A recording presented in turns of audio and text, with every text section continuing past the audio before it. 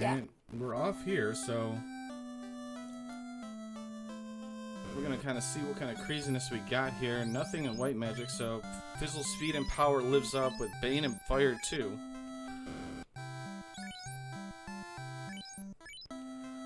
How you feeling with this magic here, Danny? Fire 2 makes a lot of things easy early game, because you're not facing anything too bad, too rough. Bane's good. Bane can be useful if you have to do an early. I mean, C's incentivized. You can take out Kraken with it, so I wouldn't be upset with that as my level 1 magic. Now, you had mentioned earlier, Fizzle was a little nervous going into this, and we're already 48 minutes in. He's already made the trip all the way over to Temple of Fiends. Nerves? Or is he just, let's go fast, let's forget about the nerves? I'm sure he's fine now. Like I said before, it's Fizzle, so it's speed and power, so. And unfortunately here, he's down to 2 mages. If he can make it through with these 2 mages, I think that's okay for him, because early level mages is great.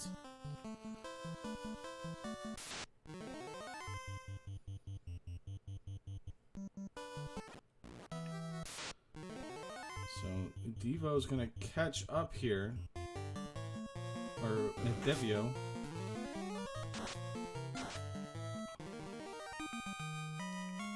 We're gonna first look at Garland. I'm always terrified of Garland because he always has something nasty. So we're gonna go Fire 2 for at least we have damage being dealt. Does Garland roll low? Not roll low enough, so we're gonna have to punch Garland down, but Garland says, hold my soda, let me show you how it's done, and Fizzle has to reset.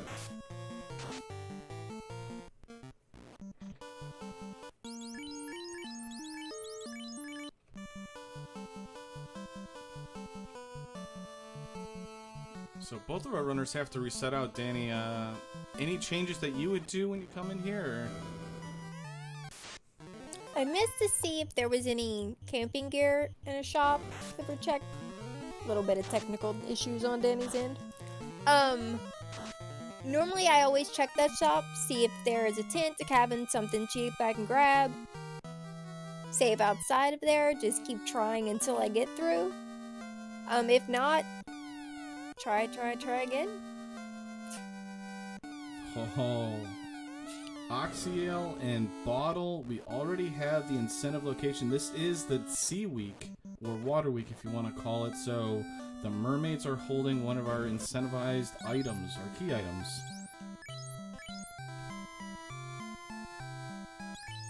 I mean, unfortunately we don't have the greatest magic to dive down, so hopefully we don't run into those unrunnable red Sayhogs and Wiz Sayhog packs. But we still have Provoca available, so it's possible.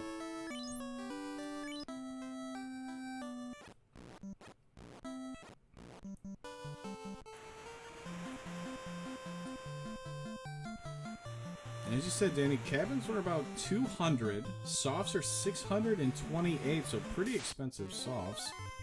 The housing market has gone up, as you can see. Cabins are a little expensive, houses are really expensive. Poison sound effects team would be a little upset. The peers are only 12 a gil. It's always nice. Because one of the early things that I learned when I was playing for Fizzle is like, buy those early if you can get them. It's something I always pick up early game. So when they're cheap, it's nice. Yeah, and you can see here, Lordfizzlebeef actually did a little shopping after, being wiped out by Garland. It's a little bit slower to get to Provoca. Devio making the quick player. The housing market is expensive. Tents are 84 gold. Red Sayhags with cremate. Red Sayhags pop up in the sea shrine, so sea is kind of dangerous. Yeah. She's always, especially if you're going to be boating a lot, that's not something you want to see, is anything dangerous on the water.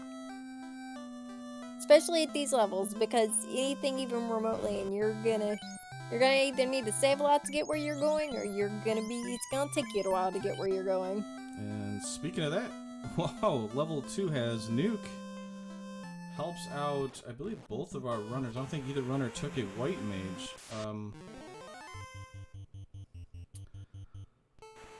I mean, Nuke... No, neither took a white mage. Nuke's great. Highest non-elemental damaging spell, or highest damaging spell in general. Highest accuracy.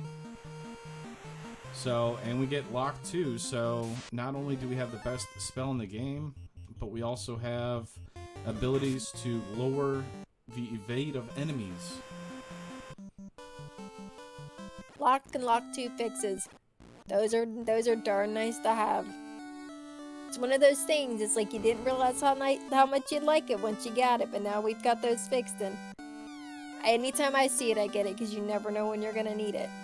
Very true, and we have actually a couple fetch quests here. For anybody that doesn't know, for every quest turn-in, we get 5% experience bonus, so these extra levels these extra key items we're getting early is quite nice. Alright, Danny, so we're about to see what the crystal turns in. So, depending on what it gives, if it gives like a rod or a chime or something like that, we know that the canal is in the inner sea, obviously, because we can't go anywhere. Where are you going first? I mean, obviously we have to go to marsh. Are you more of a marsh top first or marsh bottom first? Before I go even contemplate marsh, I check, I mean, obviously this seed they're going to check Montoya, so they'll get those 3 chests. I make sure canal's not there, and I check the 2 chests in Dwarf Cave. Because if you find those easy or loose there, then you don't have to dive marsh. If you don't find it there and you have to dive marsh, I normally go top. It's an easy check. If there's nothing there, you can reset out. And if it is, you run out, you save. If I do go there, though, I will absolutely, even if I find it in top, I'm very much of the thought, if I'm there, I'm going to full clear, because, well, you never know what you might miss, and I'm not going to risk, like, leaving marsh and then having to come back to marsh. But yeah, I'd definitely go top first.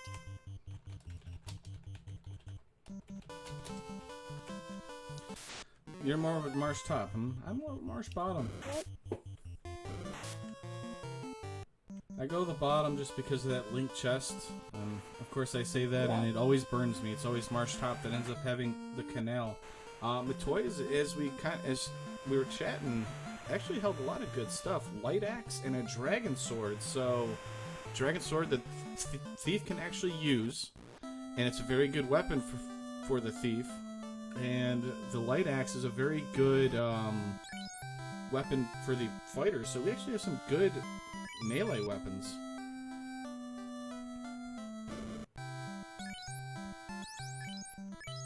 Yes, and which are really always nice to find something early that your fighter can swing, or if you have a thief, that your thief can swing. A light axe will definitely get you through a lot in the early game. I know I'm never upset when I find one. And it costs harm too. And a little... Yeah. We'll do a little shout out here. You want to do a little shout out to somebody in chat for us? Seems like we have a birthday boy in chat today. Happy Woo and Wheels birthday to you, Tyrannex.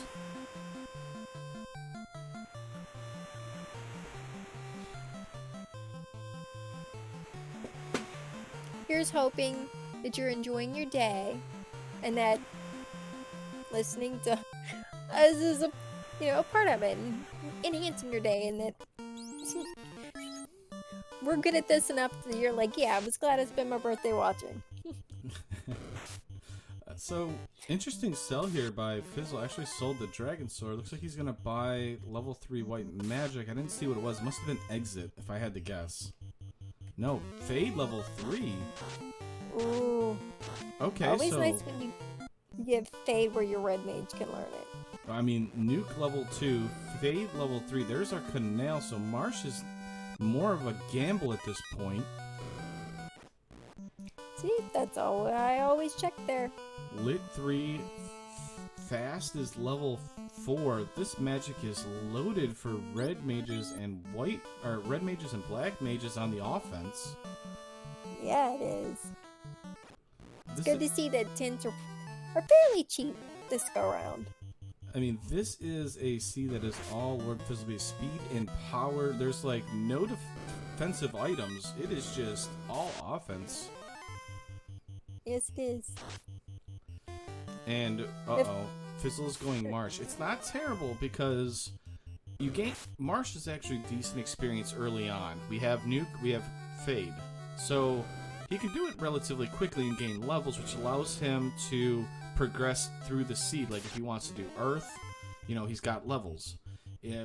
But at the same time, if nothing's here like a Masa or Ribbons or something like that that Devio might miss, then it hurts him. Yeah.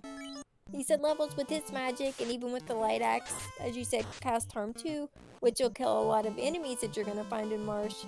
He's going to get some good levels out of it, but he might be kicking himself a little afterwards if levels is all he finds out of it. Oh yeah, very true. Especially if a lot of these exploring things that Devio's about to do. Although wait, Devio's going back to Elfland, maybe grabbing spells. But if Devio ends up going and let's say manages to go to Mermaid side and the canoe's there or something and is able to walk it out, I mean that's, you know, huge in a way. Oh yeah. Finding something, a loose item here would be awesome. If finding the canoe anywhere here soon, considering they already have the floater, would be huge. Now, we've seen it earlier, Quad Axe is actually a very good spell.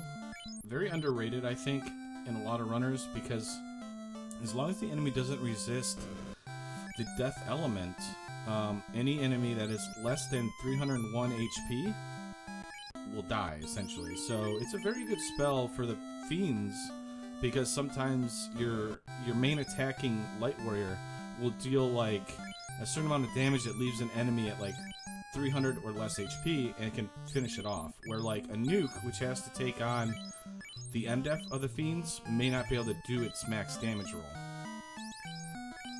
I've gotten through quite a few Fiend fights, especially some pretty dicey ones late game in Topher, where I threw out like that, like I wasn't long for having to like a wipe and having to reset and throwing out like that Hail Mary Quad X, and it lands and you're all excited because you're like, you make it through the fight you didn't think you were gonna make it through, and you might not have made it through otherwise. So it's definitely a good spell to have. Yeah, I have to admit I've fallen, and one thing that Lord Fizzlebeef always says is once you kind of watch what your damage you've dealt to Fiends are, you can kind of guess what the HP values are, and you can kind of know how much more you have left to actually kill a Fiend too, so. Now see, this is how you know Fizzle is a much better player than I am. I rarely count how much damage I've done to a Fiend. I just guess. I mean, that's fair, but I mean, with the scaling that's on this, it's like 43% to 230. So, Lich, let's say, the carry, for example, has 600 HP. If your Knight, with the first swing, does, let's say, 500 damage, you can Quad X, and that means you're basically covering 800 points of damage with that second spell, or that first spell of Quad X.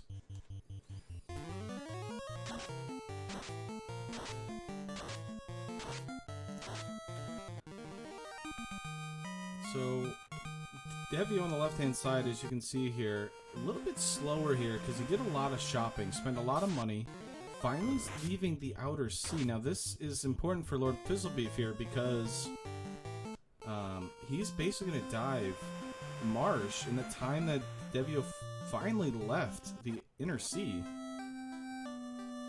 Yeah, so he's not... Unless he finds something, he might be a little behind by the time he leaves, but he's not too far behind. No, not really. I mean, Lord Fizzlebeef didn't get anything out of Marsh, top or bottom. I started to say he found a sword he could use later in the endgame if needed, and then he very quickly reset out of it, so... What was it? I didn't see it. He kind of found a Vorpal. I'm kind of surprised because if you at least use the Vorpal, you might not have to search as many chests later on. But I understand it too because he doesn't want to walk that out. It's not like he gained a lot of experience in Marsh anyways. He ran most of it. Yeah, and he can't use it right now, so if he doesn't find anything later on, any class changes, doesn't need a sword, it's something later on that he could probably very easily just hop back in there and pick up. It was definitely a lot easier than to just reset out, because he hadn't found anything else. Then it would a lot quicker than it would have been to just to try and run it out. So I understand why you did it. Alright, so Danny, I gotta ask you here. Yes. Fizzle's going to dwarves now. He's gonna kick himself, right? And he's gonna leave the inner sea. Uh-huh. We see Devio's going to Crescent Lake. Yep. Where are you going? Would you go to Crescent Lake or would you go to Onrek knowing that that is the incentivized location? In the seafloor? I would stop at Crescent on the way to see what was at Crescent. Just on the off chance you're right there where you can get your your airship, see what the sages have. You never know. Like I said, it could be something you don't need right now. I'm definitely checking Crescent first. Depending on what I get there, I'm headed straight to, on-rack ordeals, those things you can do because you have ordeals there, you have on-rack there, you have waterfall there. There's 3 locations there you're going to get an incentivized location or item of some sort. So, definitely stop at Crescent first, but then that would be my next locations. It looks like your teacher, Lordfizzlebeef, has fallen. There's the tail. Very important for both of our runners since both of them not necessarily require it, but definitely help. Especially the thief that is on both of these runners. And exit is not learnable for the red wizard, or it's not learnable by the red mage at all. But we do get access to Invis 2. And it looks like we get Zap and the black magic, so that's learnable by the red wizard. So even with that much dive, Fizzle's kind of quick. Oh, no. Okay, so, for anybody out there, now we have basically a choice. We can go Mirage and hope that the loose canoe is there. Or we can do C and get through the red Sahags with Cremate, trying to get down into the mermaids. What would you choose, Danny? I still think I'm going... I mean, like having Orb X, one of those makes those easier, but I'd still stick to what I said before. I'm headed to those incentivized locations. And probably Waterfall, because you can pick up some levels there if you do that before C. Well, we can't go there. And depending on what... We don't have the canoe yet. Oh, yeah, we don't have the canoe. Duh. I was thinking, okay, y'all just have to excuse me because Danny don't know what she's talking about. See, this is why I don't do comms. No, I got confused. This is why you should be doing comms, because you're doing a great job of explaining what's going on. So, and Asher brought up a good point here, is we have Rodless Earth, we have Chime into the Mirage, or we've got C, which has dangerous red Sahags. I still go C. It's incentivized. And I think I would rather take the guaranteed item over hoping to find a loose. And I mean, I think it's interesting. The Mirage play is interesting because if encounter 1 is the T-Rexes, if we can survive that, we can grind off of that for a couple early levels if we need to. But yeah, it's not incentivized. We also have higher experience enemies there, generally. If we go, like what you're saying, is go C, we have to go through, the Cremate Red Sahags, but we also have a massive treasure chest, or the treasure vault, basically, where the mermaids is. Or we do Earth, which is probably, quote, the biggest the gamble possible. Yeah.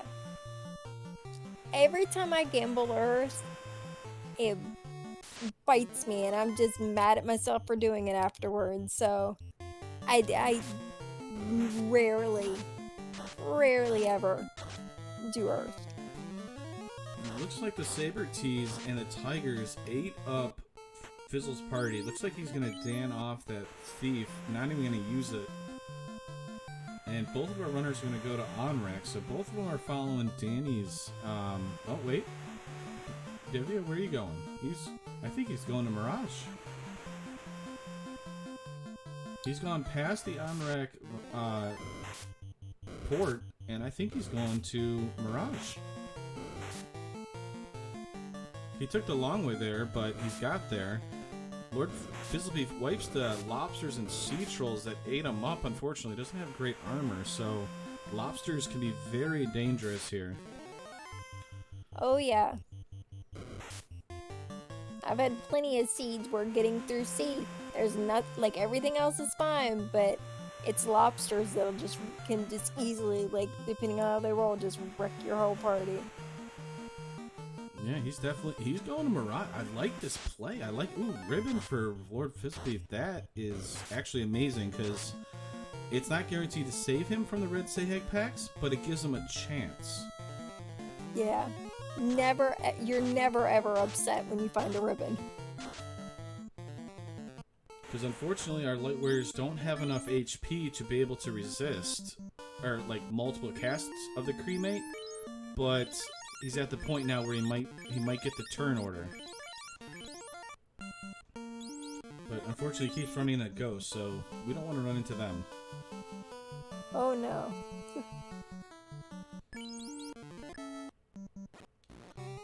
Mirage play. Like you can see on Fizzle's side, like ghosts normally they're not typically too hard to get down. You can like get your mag like off burst, but they can hit like trucks. Oh yes, they eat up even your light warriors that are heavily armored very quickly. Yes, they do. I've wiped many a times in sea simply because ghosts just took out my party before I even got a chance to cast magic or run. Well, okay, so the good news is with the ribbon, as we pointed out, the red Sahag packs, there's 8 of them. There's 7 to 8 of them. They cast cremate. They can add up quickly, but because of that ribbon, it actually saves Lordfizzlebeef a lot. As you saw there, the cremate only did 24 damage to that red mage. And we're about to find out who made the better call here. Devio's got one more floor to check. Lordfizzlebeef's checking the incentivized right here. Power bonk. Oh boy. We have a loose canoe somewhere.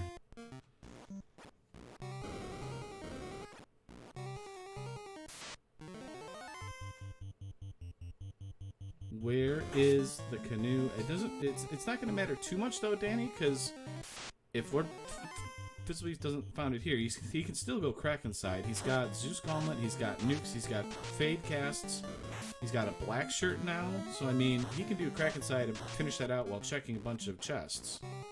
He's definitely got the magic to get through that side. But does he have? He just has to get loose. There we go. That is Ruby. That gives us 2 incentivized locations: Titan's Trove and Sarda. But he's got to walk out with it, so he's not out of it yet.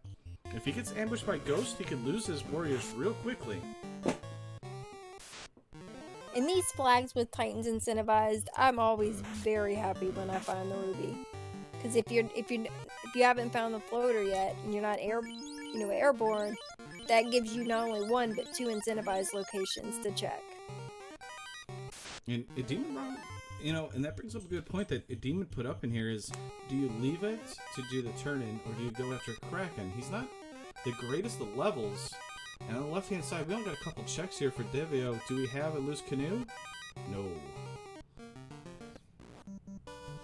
So I'm a little torn. Depending if I can get all the way out, and if that side checked, and I feel safe with my levels, and if I can get out and save the ruby, and I'm comfortable with the levels, I'd probably go back into C.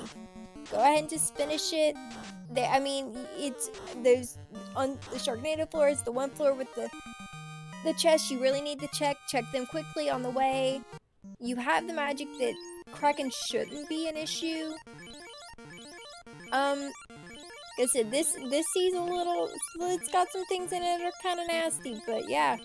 If I'm comfortable with my levels, I'd go back in. I mean, and plus, even if we don't have the spells, a lot of people in chat are saying, well, he's got to use all these spells to get through it. I mean, he's got Zeus Gauntlet, he's got, Light Axe, he's got Black Shirt. I mean, he's got all this stuff that can do some clear spells without wasting his spell charges like his nukes and stuff. Absolutely.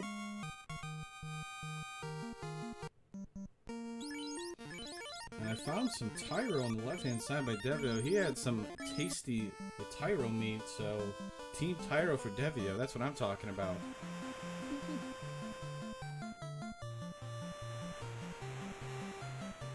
And it looks like he's gonna dive down. I'm kind of surprised he ran from that fight, but I kind of understand it too. Yeah.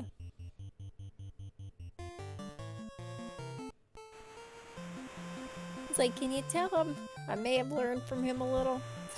So I'm explaining what I might do, and then it just happens to be the same thing he's doing. And Devio's gonna go the same way here. So both of our runners going in the same here. Lordfizzlebeef's probably what, 6-7 minutes ahead? No, I'd say about 5-6 minutes. As long as the Devio doesn't get really bad RNG.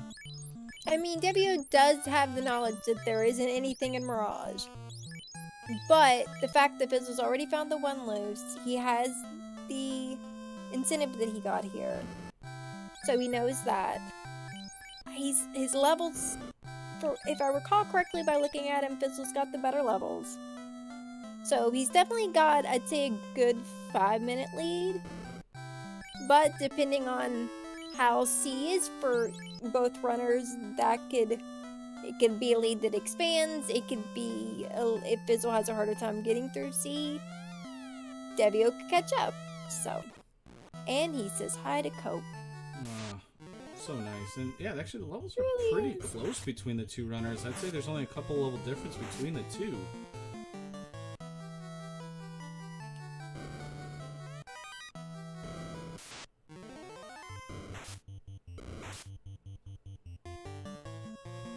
I mean, we still have an Earth play. There's the cremate that is... This is one of the dangers that we pointed out, and this is why you had to be careful. And Wizhags finished off Fizzle, letting Devio catch up here. No. And that's one of the hardest things is where do you put the ribbon? Because obviously the Red Mage has nuke access and fade access, but the Black Mage has less HP. True.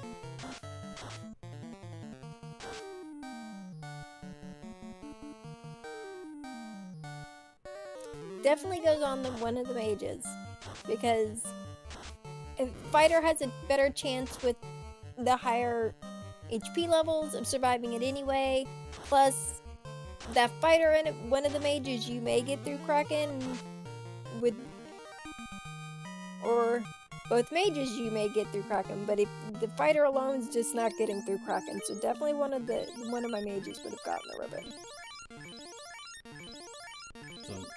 Yeah, and unfortunately the Wizhags do seem popular. It's kind of what Asher's pointed out here, and I kind of noticed too, is that Wizhag, Red Wizhag pack seems pretty common. And then we also have the Wizhag with the two Gur Sharks, which are unrunnables, so... Yes.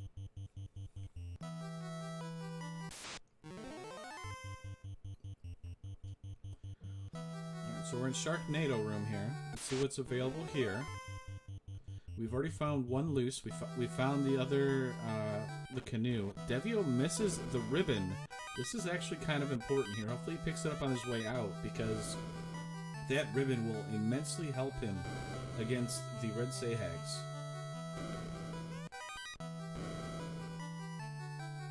Oh, Sea Snakes with sleep is very annoying. Oh, yes, it is. And Asher in chat So do I.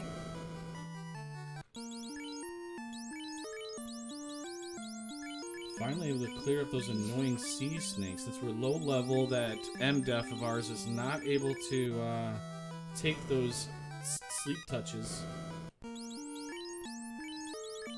No, poor Hit's taking a nap.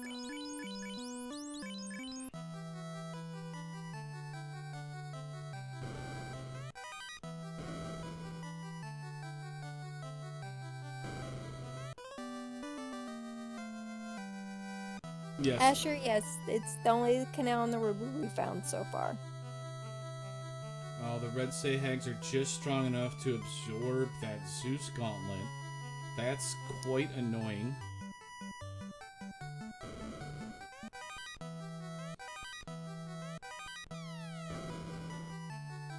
Alright, so one thing here that we should point out is Lordfizzlebeef didn't check all of the TFC chests.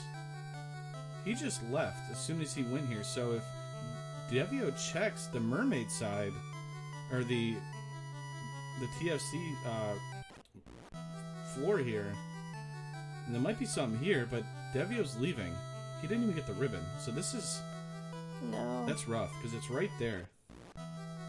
I mean, chances are it's probably not there, but if you're there and you don't full clear that side, and you skip anything, and then that ends up having to be the one place you have to come back, it's gonna feel real bad.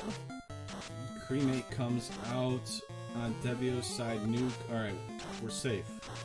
Okay, so please don't let him wipe like 2 steps from the door. He literally That just was. feels bad. He was almost out and just attacked right as he's right as he's walking through. He saw the light at the end of the tunnel, and the wood say Hags and Red say says, "Not today," but he had a nuke It's like, ready. not yet. It's like, we're making you work a little harder for it. Oh no! Was that a wipe for Fizzle? That was a wipe. The lobsters got him again. I think Devio's leaving. He's leaving. I mean, he's got the knowledge of what is and isn't there. I'm gonna say might go back for that ice sword, but I didn't see him really get anything else on this side that he's gonna be now, the only... too hard to go back for. Sorry, I didn't mean to interrupt you, but the one thing here for Devio is I would recommend going north because that wraps around and it's quicker to go to Melman. So because he's going south, he's going to have to make it... He's basically going to have to go counterclockwise to get around the continent that is Sarda Cave and Earth Cave to get to Melman. It's going to be a little awkward unless he's going somewhere else, but I mean, that's his only location left. Yeah, he's got the ruby. I would be really surprised if he went anywhere else but other than straight to check that. And that's one of those things, like you said, with the routing. I learned it took me forever to be even mildly competent on a boat. I'm still a bit directionally challenged on a boat. Okay, so another important thing here. We just seen Devio do something that I've done and forgotten about. You open the bottle and you forget about it later on. Yes. Which never feels good. I've been there, That's why... I've done that, and it's awful. And Yes, Pistol's it leaving is. finally. Yeah, I think he's had enough to see. And I can't blame him. It feels bad when you've tried that many times and gotten so close, and then the game is just like, nah, sorry, you'll have to come back. But I don't blame him for leaving. Yeah. He put in a valiant effort, but C was kicking his butt. It really was. I think he gained level 12 3 times. So yeah, when that happens, it feels bad. Yes, it does.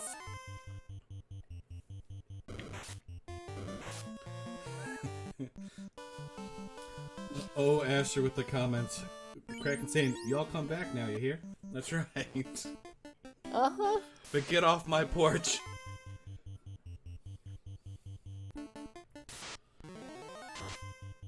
Ooh, ogres with trance. We haven't seen that yet. That's quite annoying. So that's why we saved just outside. Oh, hey. How's it going, ogres? So, Lordfizzlebeef... They're like, we're back! Yeah, right? Basically, simultaneously feeding the Titan here.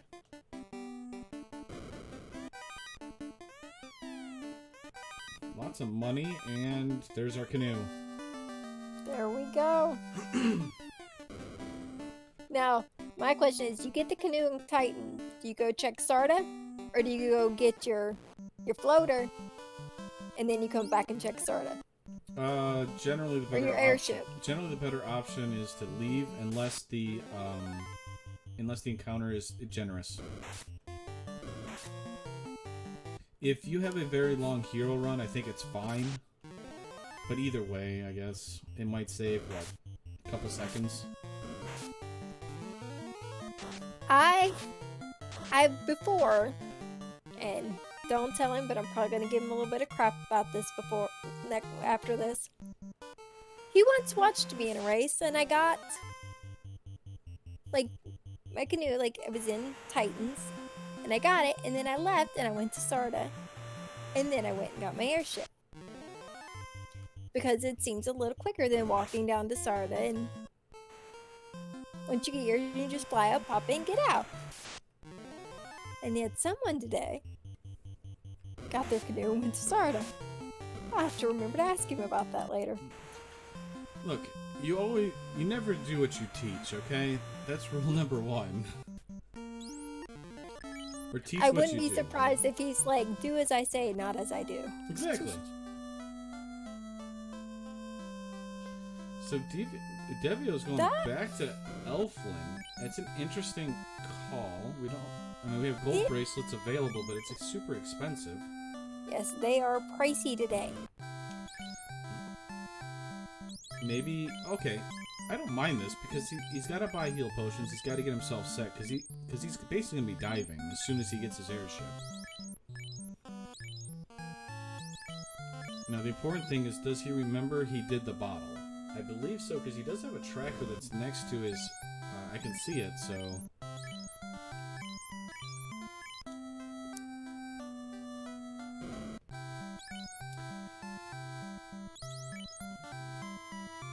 So we're 37 minutes in. C basically kicked out our runners. And we're finally in the air with the loose ruby that Titans actually was holding on to our airship. Or, I'm sorry, our canoe, to give us access to it. There's our tail buy, so now we have the promotion. And then from there we have ordeals, we have the bottle turn in, and depending on where that leads, yeah. I actually like this play by Lordfizzlebeef.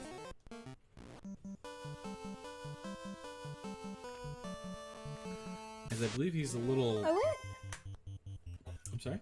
Okay, I was say, I'm not sure. I would have stopped when I left the Crescent area. I would have went straight to Guy and turned in my bottle. I would have done what he's doing, but I would have turned in my bottle in first, and then I would have went and checked Cardias and did class jump. So the one thing I will say that I like about Lordfizzlebeef's doing it this way is, when you go into Gaia, because it's level 7 and 8 magic, he can check those magic things and be able to buy it with the tail. See, and this is why you're both better players than me. I mean, level 7 and 8's hard to get that Black Mage high enough anyways, because most times, you know, True.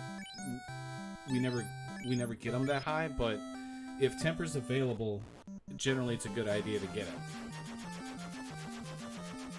I mean, Yeah, even if I'm not, if I am class change and I can pick up Temper even at a much higher level, like 7 or 8, I will definitely pick it up just in case because you know, even if you just get a cast or 2 of it, it might be what gets you through your chaos fight. No, yeah, and you're absolutely right. I mean, yeah, we had the power balk, which is fine. You know, it's good.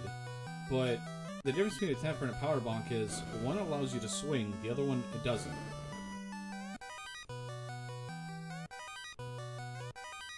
Yeah, not to mention you can throw a temper on him, and then while they, you know, spin one around using a power bonk, and then you have twice as much as you would have otherwise in one turn. Dragon's in the way. Now, it'll be interesting. Does Lordfizzlebeef do ordeals? No, okay. He is going to do Gaia first and then see about... Yeah. I would assume he's going to ordeals because it's a decent place for experience where he's at.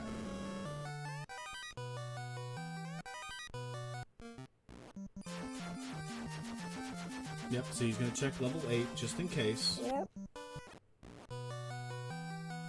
There's Temper and Warp, level 8. Black Mages require level 25 to learn it. More than likely not going to be used. So, he's going to rely upon that Power Bonk. The downside of Power Bonk, the downside of Power Bonk, as I said earlier, is the person casting Power Bonk can't attack.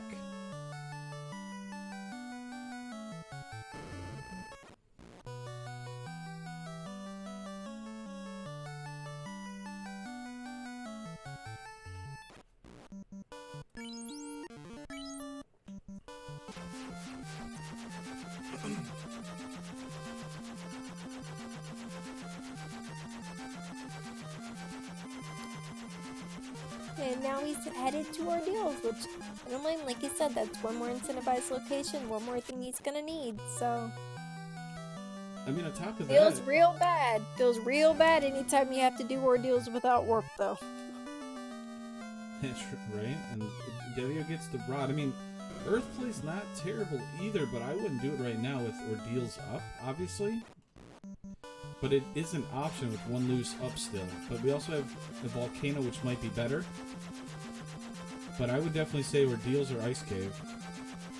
I typically run these, will do, as long as all the incentivized locations, at least the ones that are open to me, will clear those first before I start diving and looking for loose. Granted, that might not always be the smartest play. Invis 2 is available for the Red Wizard. Devio finds that out. Exit, unfortunately, is a tease. Is not available. Lordfizzlebeef is getting lost in ordeals. It always feels bad when you have to do it without warp. Speaking of that, how's your teammate, by the way? That spells that. I hear he's still a little traumatized over ordeals.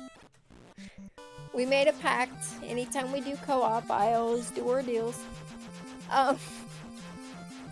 Occasionally, if he gets stuck doing it, I'm cheerleader. I root him on while he's in there.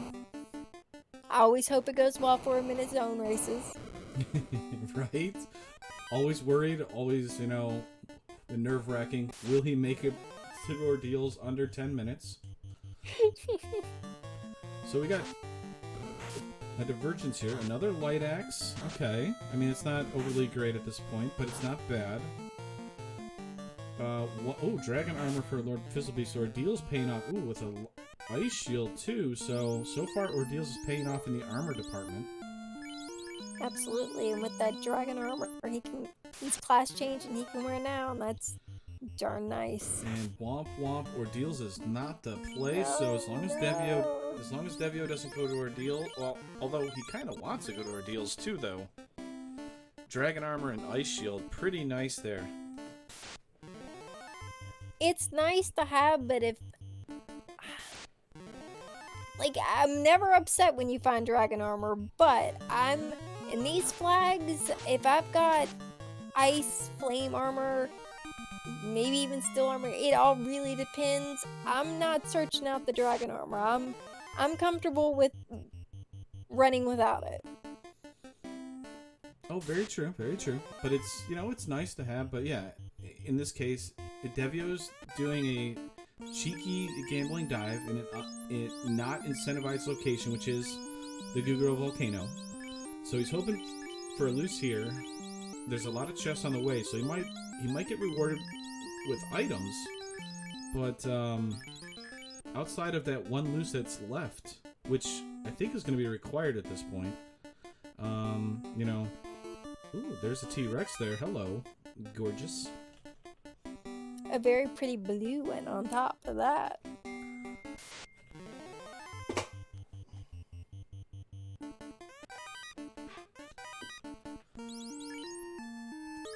And I see defense.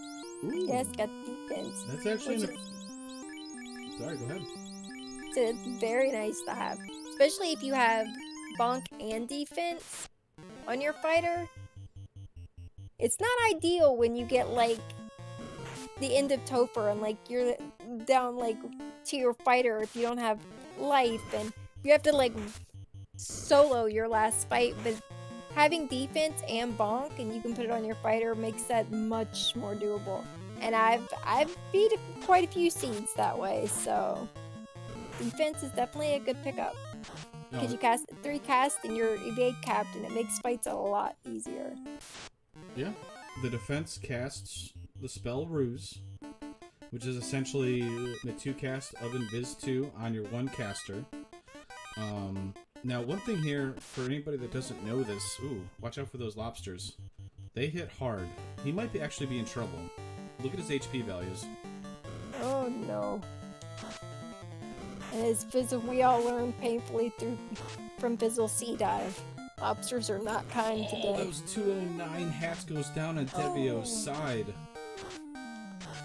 And almost as unfortunate as Fizzle clearing Mirage when we already know you're not gonna find much there. No, unfortunately not. But I was gonna mention also before finding those lobsters there is, so the Devio actually passed up on a couple good encounters for low levels. It was the Perilous and the Experience Peds. The Perilous are actually really good because they're generally low HP enemies and they go down with like an Ice 2 or Ice 3 or a Lightning spell. And they give you a lot of good early experience for very little effort normally. Speaking of a fight that gives you pretty decent, experience and can help with your level, especially early game, is the fight Fizzle just took. Yeah. Especially if you've got anything from like Ice 2 or Ice 2, Ice 3. I mean, he's got Nuke and a black shirt. All of those make that fight incredibly easy. Oh, for sure. The Cerberus are amazing fights. And it looks like Devio, I think, is going to have to leave here. Probably resurrect that Red Mage, because if he wants to take on the carry, I think he's going to need an extra Nuke caster.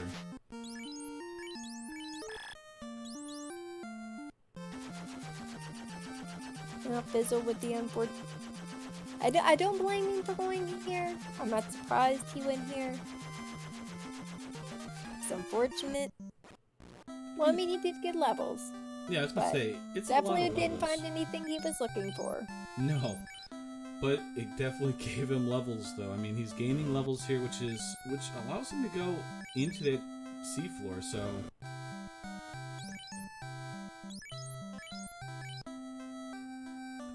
And it kind of, unless he's ready to redo C, I could see why he didn't, but we still have Waterfall on the table. Which, as an incentivized location,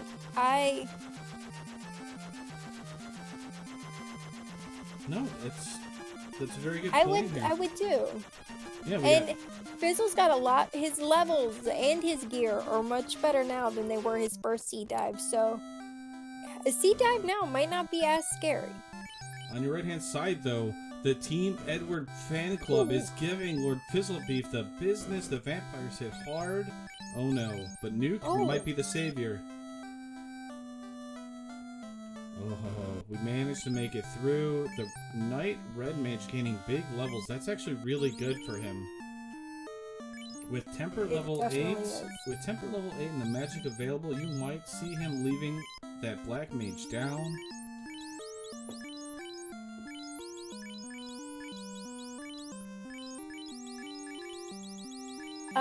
Hypes in chat, did they party drop? No, they did not. At least not that I believe. I didn't see any mention of a party draft, so. And I know Fizzle's taking the party he normally takes, so. Yeah, not that I know of either. Devio's gonna check out level 8 magic, find out the temper is there. I mean, you might as well pick it up if you're gonna keep the Black Mage alive, but. Absolutely. You never know. Maybe the Black Mage gets, enough levels by the time you get into Temple of Fiends Revisited. And having Nuke at a low level, like, it is with level 2, you're gonna you're gonna be able to take more fights. You're gonna be able to take fights easier, and you're gonna be able to get levels quicker. So even if you wouldn't typically go that high, at least in these flags for levels to be comfortable for your Temple of Fiends Revisited fights, there's a good chance you're gonna get at least a couple of casts of Temper. Absolutely. I mean, especially with a 3-person party, I would assume he's gonna get high enough to get it.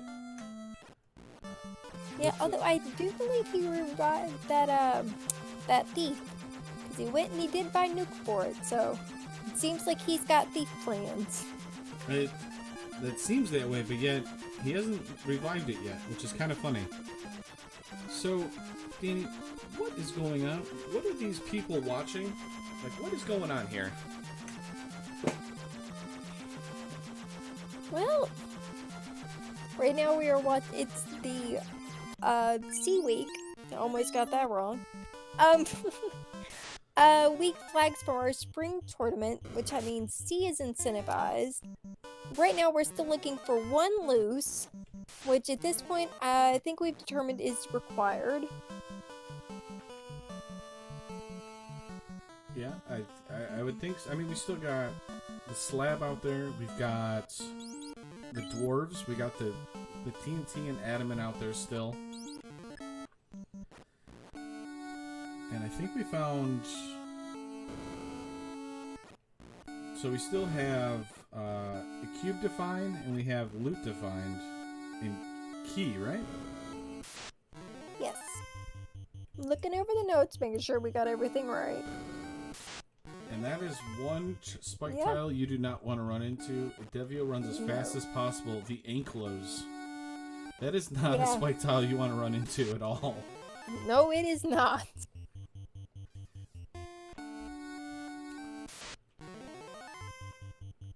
Alright, so we're getting our first look into ice here. We have ice and waterfall that have not been checked yet that are incentivized. Devio's doing a check that Fizzle did earlier. The good news is he will get a dragon armor and an ice shield for his knight. The bad news is it's a Zeus or a Thor's hammer that's here, so not required.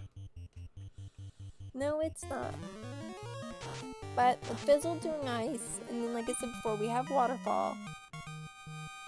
It gives us 2 of our incentivized items that are still missing.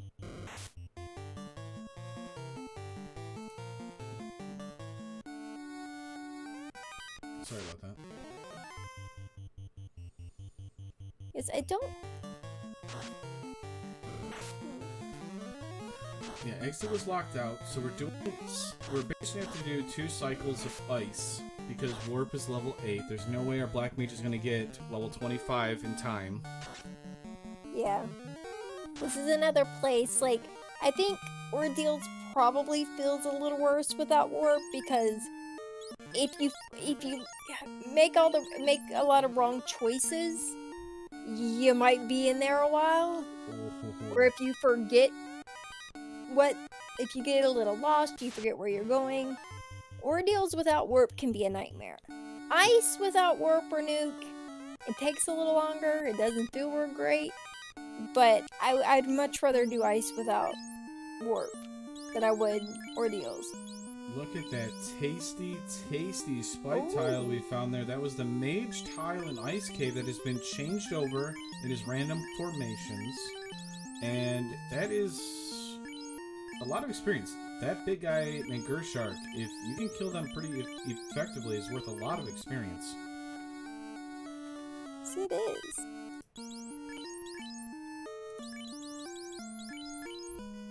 Devio finding out the unfortunate news that, well, good armor in Ordeals. Not much else you need there. I mean, airs aren't too bad experience-wise, but generally they just roll annoying. So, and they don't have any weaknesses, so, but there's some waters, that's a good experience. Yeah, that's definitely a good spike tile to gain some levels off of. Unless they roll high. Yeah, unless they roll high, but Which the advantage those of water, especially, or the advantage of waters is they have a weakness to ice. So if you got an ice 3, that generally will wrap them up pretty quickly. Anytime I run into them, unless I'm worried about levels or I'm just in a hurry, if I've got ice 3, I'll at least take a fight and kind of see, just test like levels, see, you know, if they're easy, if they'll go down easy, maybe try and get some levels off of them. Learn if there's something I should run from, that way if I run into them on the seafloor of Topher, I know what I'm getting into.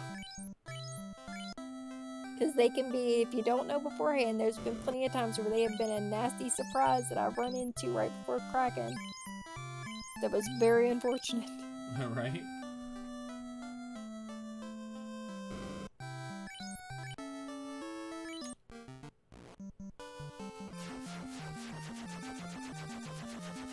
Alright, so Devio's went into Volcano Armory, has done ordeals now, is looking around. Is he going to dive ice now? Yes, okay, so he's going to go hang out with Lordfizzlebeef now. So both of our runners are actually foregoing Waterfall at the moment, which is interesting, but it's understandable because we don't have Warp or an exit spell. That, and they're probably not going to want to go back to Waterfall until they're ready to do Unrack, because they're not going to want to have to go back there again. No, it's very true, and you know, I gotta admit, Danny, I gotta take a moment here to thank everybody for watching us on Randomania 3. Thank you, Asher, Zenobi, and Ragnarok. I just seen Caleb coming in here, Hypes Nova in chat. I think I've seen a lot of other people. Thank you for coming in to hang out with the Woo and Wheels commentary extravaganza. I appreciate you guys hanging out with us. Oh, and the Space Strike. That's right. He's been here since the beginning. I didn't forget about you, I promise. But feel free to yell at him just in case. That's right. That's what Danny does every single time. Hey now. I don't. Fizzle finding the TNT and ice. So we'll be visiting the dwarves here soon. I was gonna say, I think we're about to have lazy dwarves. We have adamant and TNT available still. Obviously, we just found the TNT, so...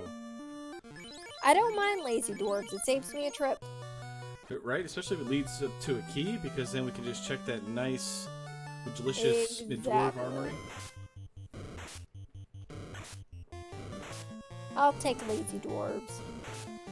Our runners They do make it easy for you. Our runners do a ice cave high five. Lordfizzlebeef watches Devio attack some monsters. Actually thought they were closer to each other, but they weren't.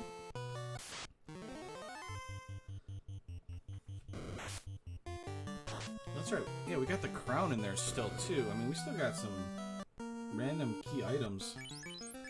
So one thing to note here, Lordfizzlebeef's experience right now is about maybe 1 or 2 levels greater than Devio, but Devio's got a 4-party. So it'll be interesting what happens later on. Is Lordfizzlebeef going to take more fights? Is he not going to take more fights? Because that could add up.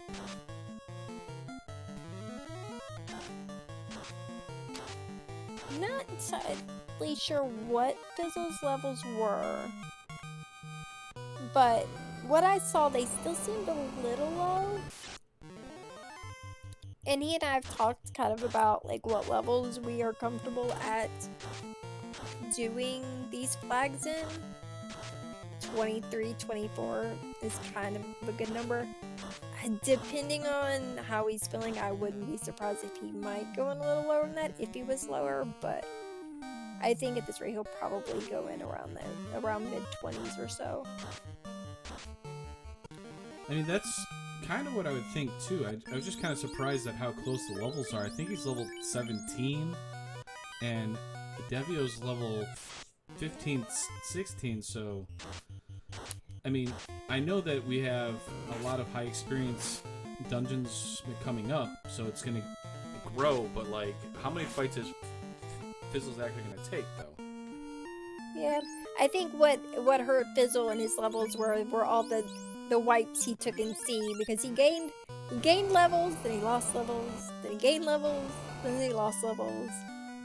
And he did that, what, about 4 times? No, yeah, that's very true. And maybe that's... And as you say that, maybe that is something that's kind of hit him there is he feels behind, so he's rushing. He's, trying to run instead of take these fights. And, that could hurt him later on because he's going to try and take those gambles. Ooh, gas dragons. Nice encounter 8 in the ice cave. Hello.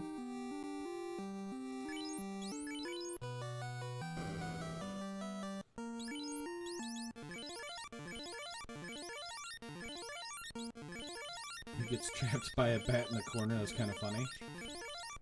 Bat's like, hey, where do you think you're going, buddy? So, question in chat there, or for a kind of a slight recap here, we have found the one loose. It was in Mermaid's side, in one of the chests. So, that is the only loose we've found so far. Yeah, and that was the ruby. And finding that ruby led us to, if I remember correctly, just gets the canoe and Titans, and we had an early floater, so that got us in the air.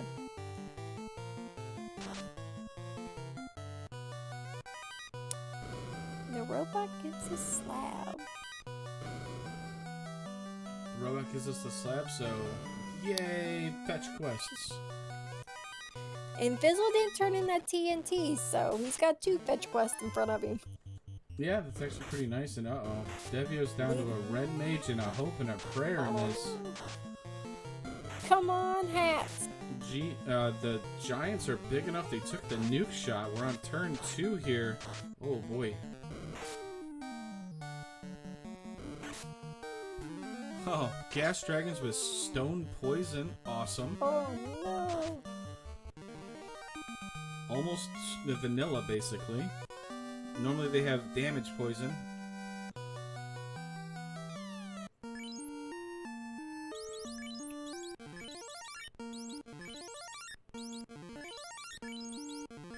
Alright, so Red Wizard, I should say, for Devio is going to have to carry him through an entire level here. Dazzle hits because he did not find the loose ribbon that was on the mermaid side floor, one of those 2 rooms leading down to Mermaid, so oh boy. Yeah, it was it the one I think right before the stairs, or the one right to the left of that? He's getting hit by a non-elemental spell called Stare and has to reset out. Oh no. Oh no. But he makes the decision. He's gonna leave. Now, if TNT for whatever reason does not lead to anything that's completely needed, he might be fine. Maybe, but 2 of our, as others kind of call them, dud items that are in the incentivized pool, the opal bracelet and the Thor hammer. No, you're right. We have that, and we've got the punk, so I'm pretty sure that TNT is gonna be required. No, you're absolutely right there, Danny. They are required. Which feels bad that he reset out. It is, but at the same time, you know what he can do, though? He gains enough levels, he gets warp, he can just do the warp trick and leave. But that requires a level 25 black mage. I'm not saying that he has to do it, but I think that's something that he might have to do, though. Or at the very least, if he does doing Volcano first, he will gain levels that might make it getting through ice easier. Even if he doesn't have warp.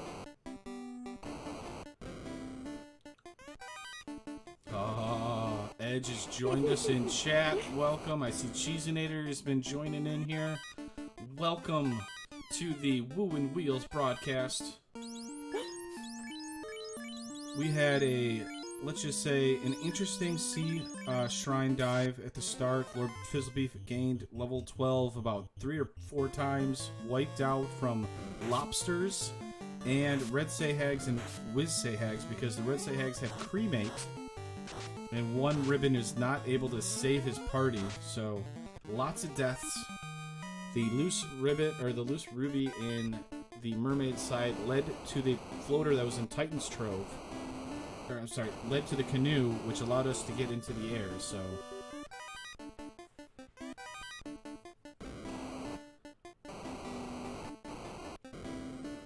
And we've actually had a lot of deaths. Ooh, there's a white shirt by Devio. That might be missed by Lordfizzlebeef. That's kind of out of the way if he's in go mode. Yeah.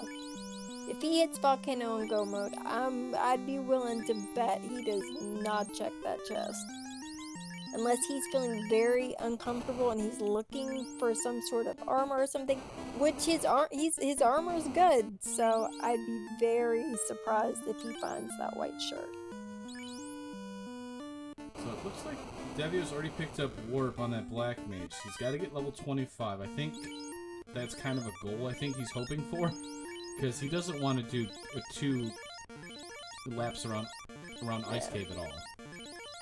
Fizzle went back for the ice sword. Glad he remembered it, because he kind of needed it.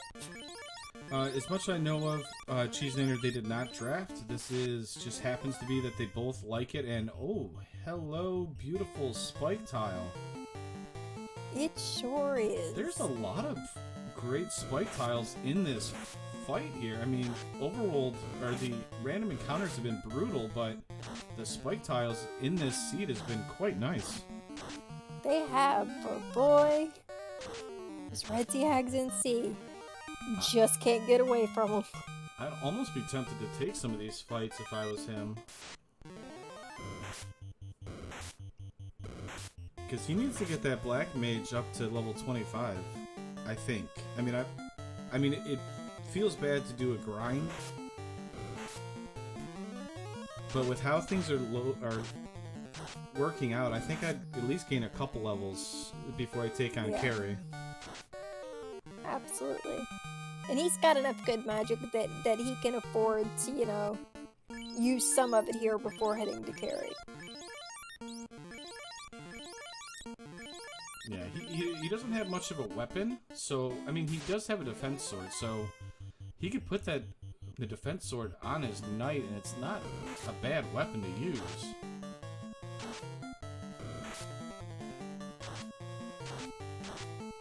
It's not. I don't recall exactly what he's swinging. And I mean, they do have fast at level 4, so that is something they can cast and use. And then once defense to swing. But if it was me, I'd maybe just swing to see, just so that at the very least the fighter's doing chip damage, and just lots of nuke.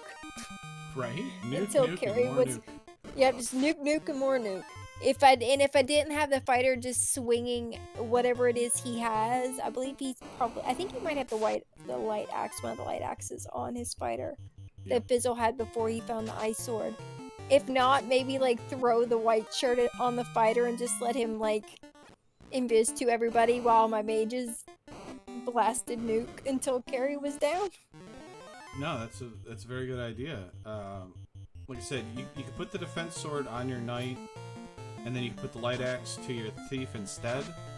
But maybe he's gonna put the thief up front and use the defense sword. I mean, I'm assuming he's got an idea. And Kraken's been pulled on the right hand side, swing by the ice sword, 4 hits, 4 damage. We're relying upon nuke. Yeah, we are. 2 nukes. We've done about 400 damage. That's half of Kraken's original health pool. Another nuke. We're at, okay, so about 530 damage. See you later, Kraken. First orb lit for Lordfizzlebeef. Finally gets his revenge on Sea Shrine and takes an early lead. Kraken clearly not the threat in Sea this seed. Was everything leading up to Kraken. That's right. The front porch of, or the front yard of Kraken was highly dangerous with a lot of traps, but, oh yeah. The Kraken was a pushover once you got up to him. He sure was.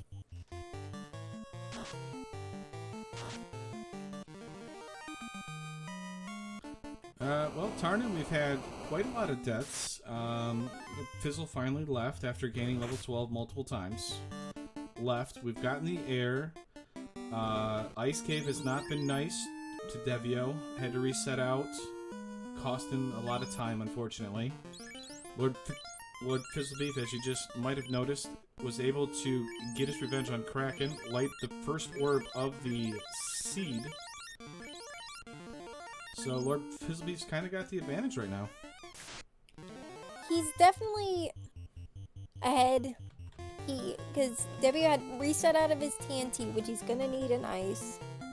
So he's definitely got to go back for that, which Fizzle made it out with his.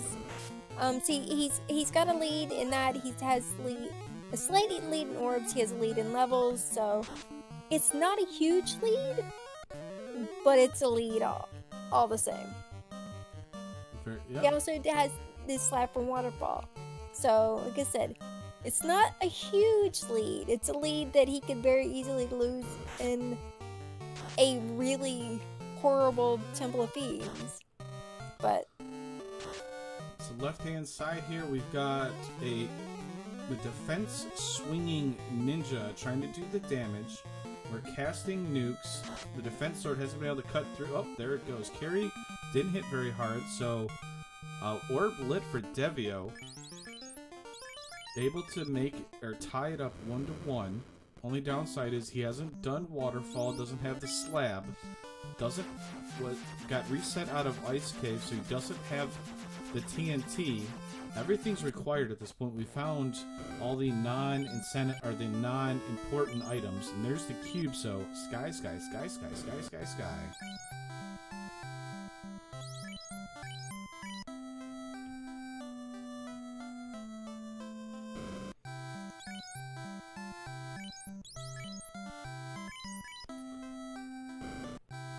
still looking for what we have. We still haven't found the adamant. Still need to do the slab turn-in, and we still haven't got the crown. And we're still looking for loot and keys, so all our dungeons are open to us, but yeah, the Lefanish people will have leading to one of them, and then the other one's going to be loose. Sure is. And guess who joined it in there? It is my co-op partner, Gregglypuff, has joined in here. Gregglypuff, how you doing tonight? Welcome to more Final Fantasy Randomizer Spring Tournament 2020, the Monty Chaos Casino. Place your bets, enjoy it, have a great night with us.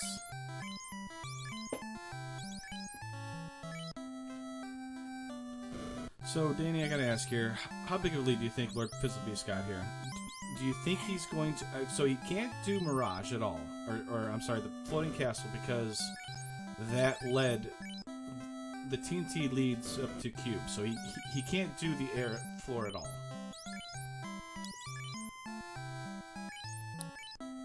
Fizzle's lead, like I said, Devio still has to go back and do ice. He has to do... and there's our crown. Still needs to do waterfall and these turn-ins. I'm giving Fizzle at least a 10-minute lead. Okay. But finding the one loose, the one that's still loose. If Devio finds that before Fizzle, that could very easily level the playing field a little. So I don't know, like it's hard to say how much of a lead they had now. If like the second loose was found and like whatever, I would say definitely at least a 10-minute lead, but oh, Lordfizzlebeef over here. T-bone into Tyro. Talk about some delicious overworld experience there. T-Rex is essentially the best outer world encounter you can find for experience, so yum yum yum yum yum.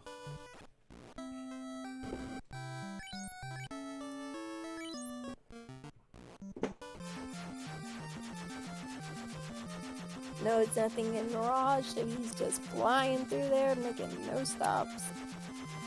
Lordfizzlebeef says, nice try, Team Edward fan club, you're not getting me again. He's like, I remember you from last time. No, thank you.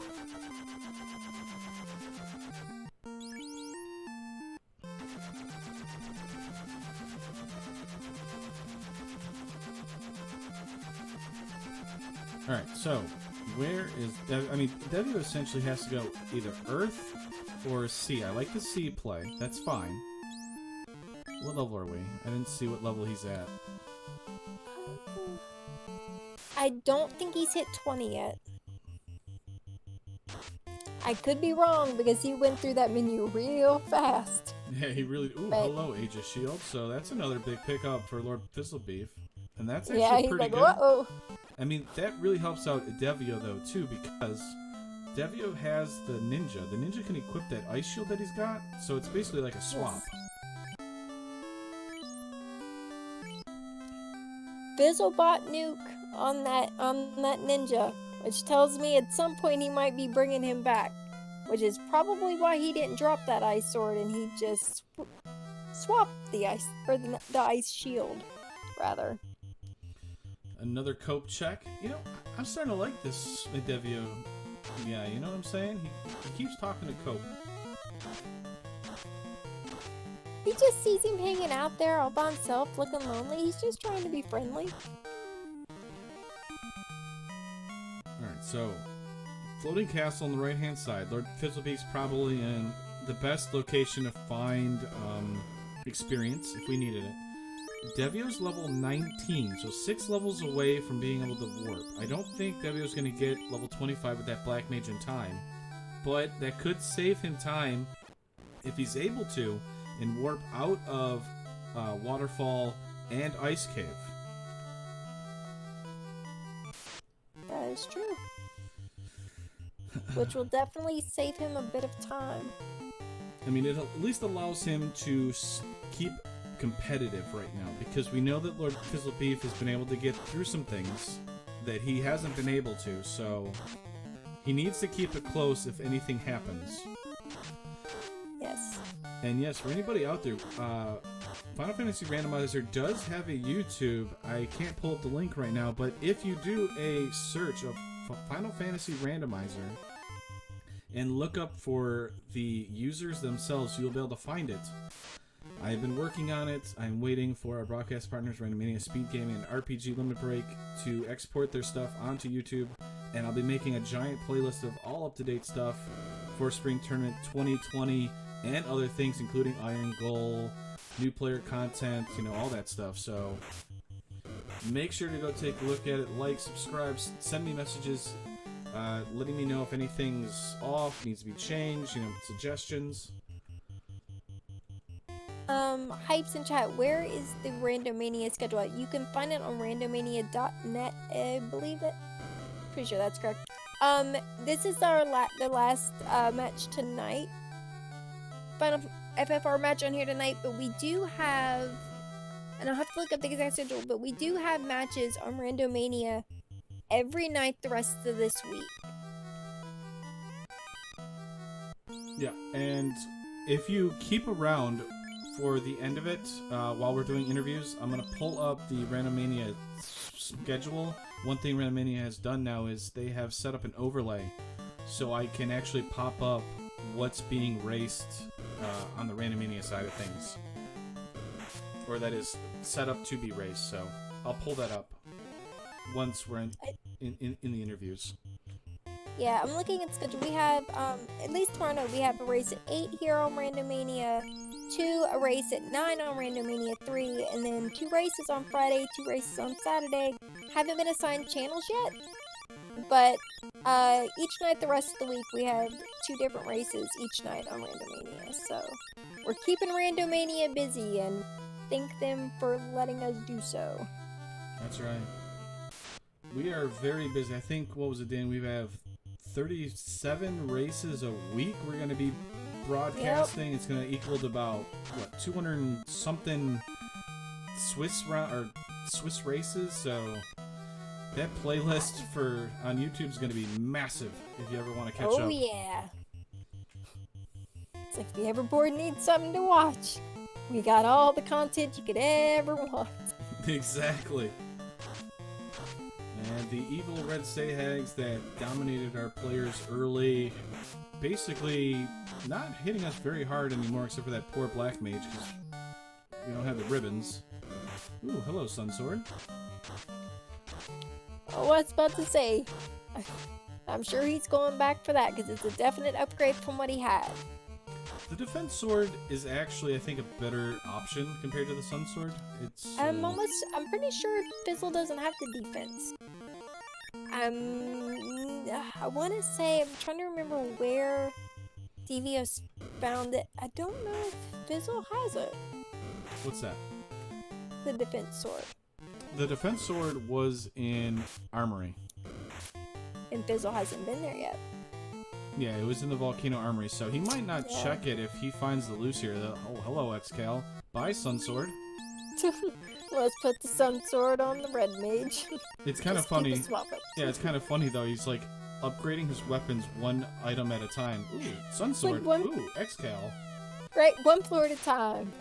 Just keeps getting better. So we're checking these 4 chests here on the right-hand side for Fizzle. Nothing so far. We still have Earth Play, which most people will say never Earth first.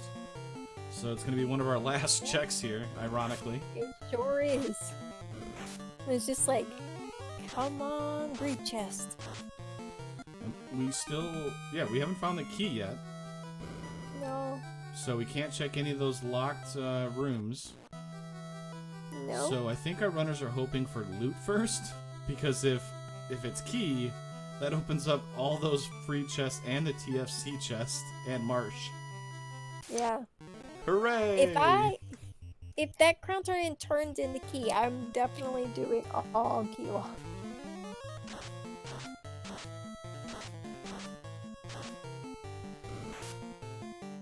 Oh, there's another ribbon.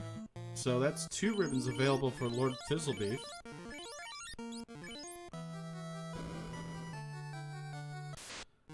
Alright, so Devio's going to take on Kraken 2 here. Lordfizzlebeef's going to be on the floor maze here shortly. Once he's on the floor maze, let's start getting some Bless RNGs. Let's see if we can get the War Mech here. I mean, it's only fitting that we're gonna wish for our friend, our robot friend, that I use Fizzle's own emote. Ooh, Unrunnable Sorcerers and Mudgulls. Decent amount of experience. It's not bad. Okay fight. Especially with Nuke and Fade at the low levels. Oh yeah. As you notice, Lordfizzlebeef, once he got onto the Bridge of Destiny, made sure to heal up.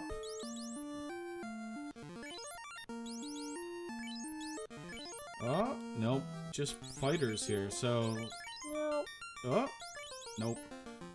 So Red Hydra's, the Woat special encounter. He loves this fight. It's a pretty good fight.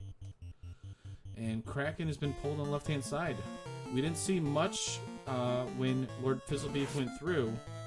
The poor ninja, before he can get the defense sword, is whacked on his knees already. Tiamat's been pulled on the right-hand side. Who's going to light their second orb first? Morbrex missing. Tiamat refusing to go down to its weakness. Oh, going with Morbrex strats. The XKL doing work, though. We've done about 600 damage. Kraken's down. Devio's going to light his second orb.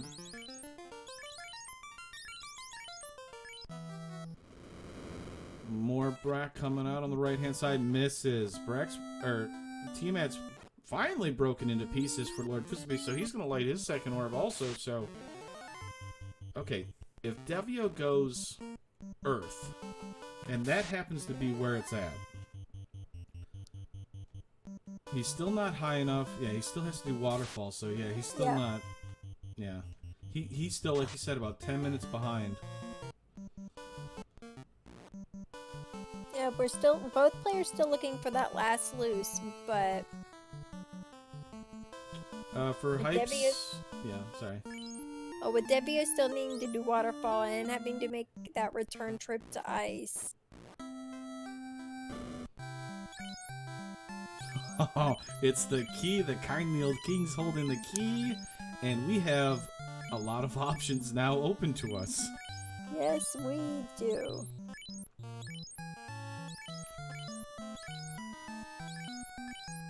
Lordfizzlebeef's about level 26, so he's actually in really good shape. I don't think he needs to take a whole lot more fights, but having levels is pretty nice. Yeah, we are a loot away from go mode for Lordfizzlebeef. He's gonna check out the dwarves, see maybe if they've got it. We still have to find the the adamant. The adamant. Yep. So we still have the adamant. So adamant is loose, and that leads to loot. Yep. Is it gonna be lazy dwarves for the win? They got some gold. We don't really need it, but hey. So oh, hello. Why? Dwarves, that's a nice weapon you've been building for us.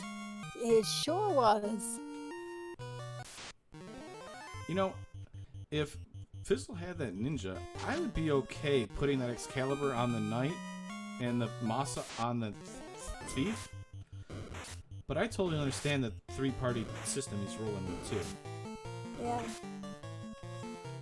And his three-party, only having three in that party is another reason why he's got such better levels.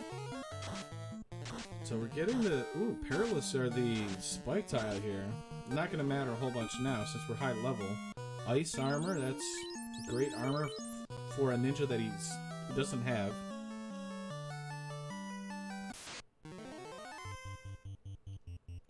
Well, he's got him, but he's spent most of the seed living up to his name.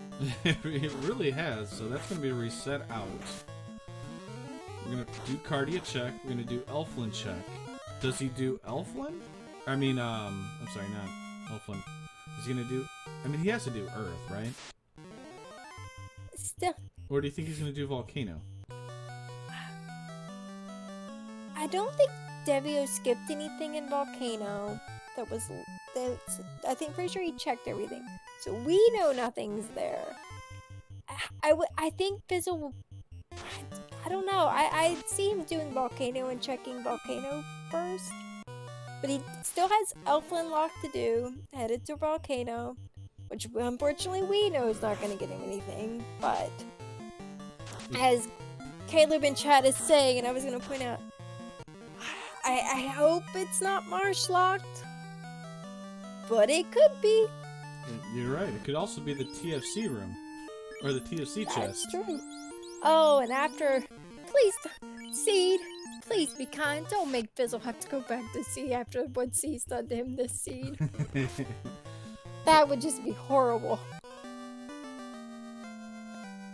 I mean, the entire TFC room besides those... Or that whole TFC floor besides the two rooms were not checked. So like the bottom left room, the TFC chest room, and then the top left room and on that floor were not checked.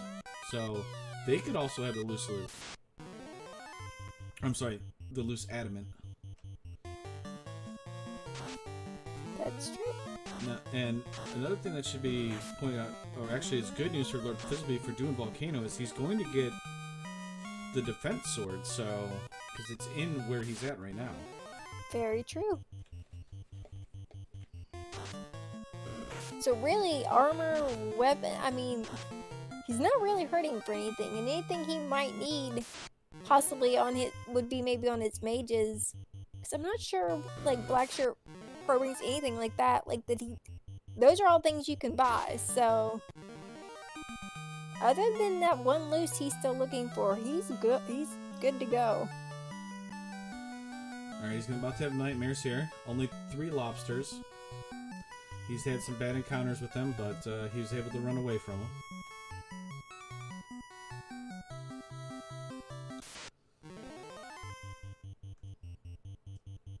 He resets out of the defense sword. Interesting. Very interesting. Wow. I would not have expected that. I mean, that might have saved, what, 20 seconds at most? For something that can help prevent a wipe? Yeah, I don't... I would have... If I wouldn't have taken it out then, if I was going to reset out of it and go back in, I might go back in for it after I'm done with Volcano. I definitely don't think I would have left it there, though. At one point, I probably would have got it. Not that I'd use it for much, but at the very least, Tia, maybe Tia 2 Chaos, something like that, I would definitely want to have it for those fights.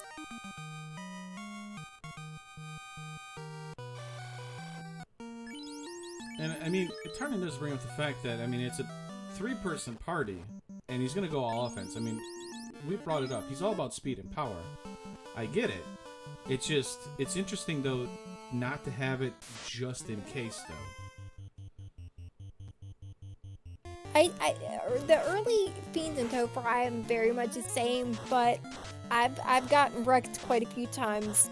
Once you get, maybe not so much Kraken, but Tia 2 Chaos, definitely on Chaos. I'm putting up some evasion if I've got it. I don't want to get that far and then wipe and have to completely do Topher again.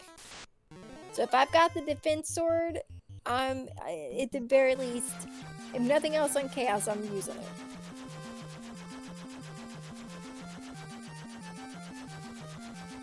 I mean, so he doesn't, yeah, he doesn't pick up the white shirt. I mean, he is doing the speed power thing here. I mean, he's living up to that name full-heartedly.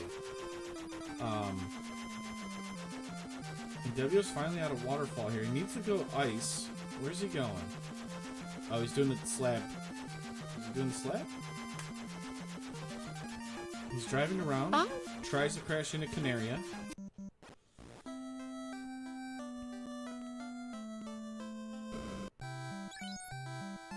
I mean, we do have Invis 2 at level 6. For everybody out there. So, we do have Invis level 6, but if you're casting Invis 2 at level 6, you have limited spell casts, and you're not casting your faster Temper, so... And Temper's level 8. I'll be honest, unless, like, early magic is really, really bad, and this seed it's really, really not. Anything, like, level 6 like that, I'm not using much unless it's, like, against the Fiend and it's something fast, it's Temper, it's something that I'm gonna want in those later fights. So, I think we're about to get looped here. Devio forgot to talk to the Lefanish people because I seen Slab in his inventory. Oh no! I think he's realized it. Yep, he's got to walk back. Oh, that feels bad.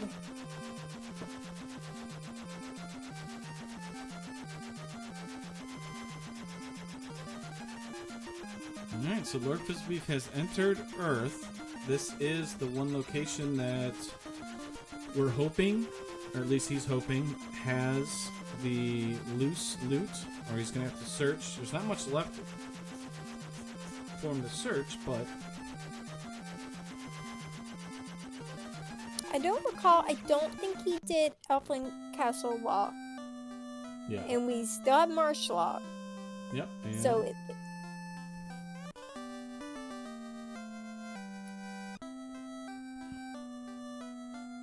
no, you're absolutely right there, Danny. We still got those options are available too, but those are going to be one of the ones that these runners, anybody, I think, would do absolutely last. when he was doing all the locked chests in the other easy locations, I would have done Elflin Lock. I would not have done Marsh Lock. I would be doing the exact same thing, and then if I didn't get anything, I didn't find it, I would have, I'd very sadly go back to Marsh. Although, good thing, I think at his levels he now has Warp. I don't know if he bought Warp though, but if he had Warp, he'd be able to use it to get out of March faster now.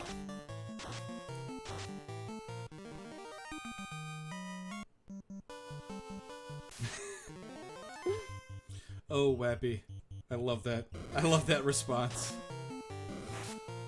What's Fizzle walking out here? Pride. That's right, Wappy.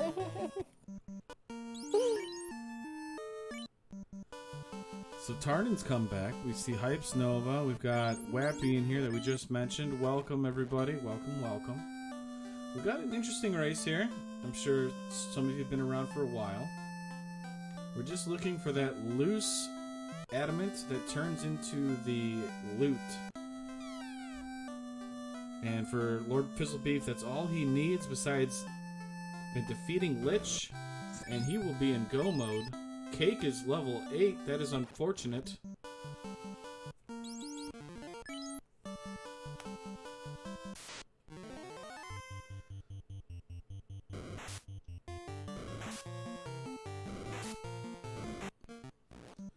That's right. That in Thundercloud's here. He says that is the expensive. That's right. That is the top shelf cake spell. None of that cheap nuke level 2 spells. Fine, you only get it at the best of bakeries when you get your fancy cake. That's right. When you go to Lapine, you get the top quality stuff.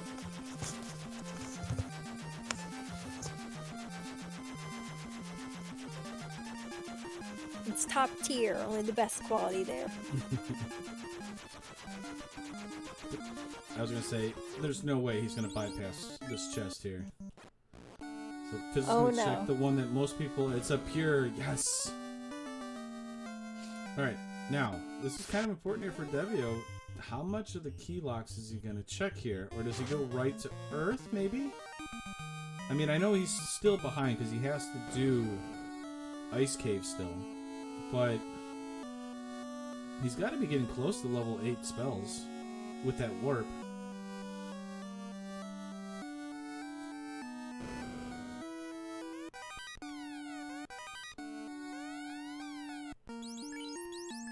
He's now getting all the same unfortunate news that Fizzle did, that what you're looking for is not in the key lock.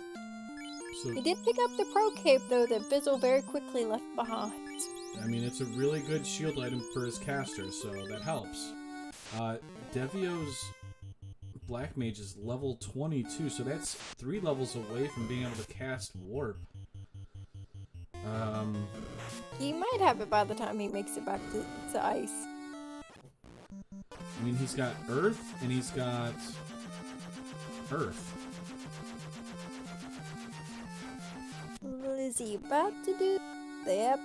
And Earth's not the greatest amount of experience. It's not terrible, but there are sandworms that he could grind it. There's the 3rd ribbon. There's the adamant. On the way. Yep. Lordfizzlebeef is in go mode.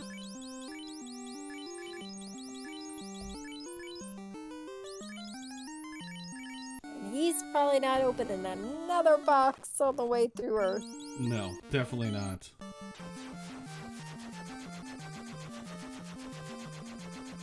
Alright, Devio, where are you going here? If you go to Earth, with those sandworms, you might be able to get those 3 levels real quickly. I mean, you're still going to be behind, but it's not going to be nearly as behind. Yeah. And unfortunately, Lordfizzlebeef is all about the speed and power here. There's no evasion. So if any of these fiends roll really high attack, or like attack happy, Fizzle could be in trouble. We don't have life magic, and he's got hardly any evasion magic.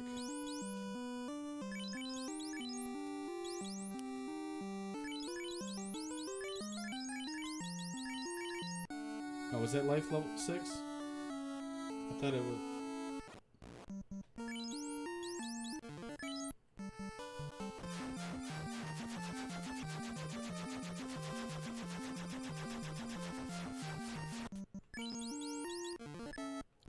Devio It was Invis 2 at level 6.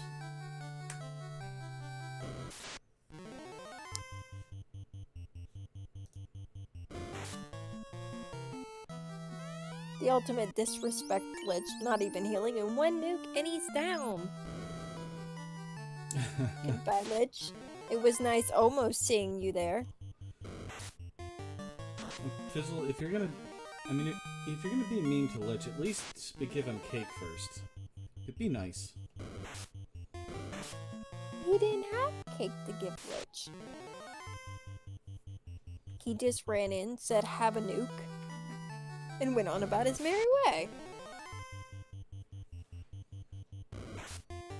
Devio's doing the locked room checks, which, I mean, that's something I think a majority of runners would do in this situation. We now know that the adamant is in Earth. Where's Devio going to go from here? Yeah, if I get the key and I still have a loose, especially this late, I'm checking key locked.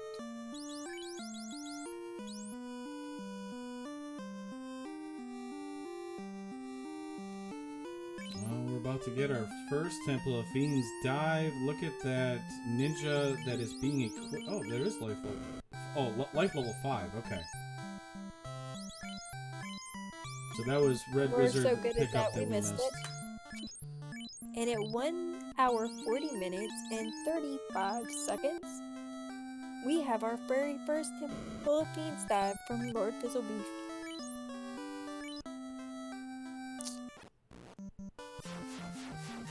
Oh, Gas Dragons. Nice experience. Don't really need it, but, you know, it's always nice to have. Oh, wow. That just helped out Lordfizzlebeef. Amazing. Never mind. Oh. Just kidding. Oh, well. That went through 2 ribbons. Wow. Holy moly. The stone poisoned through 2 ribbons. And an Aegis. I think he has Aegis. Yeah. He does. He had ribbon and an Aegis, and it's still.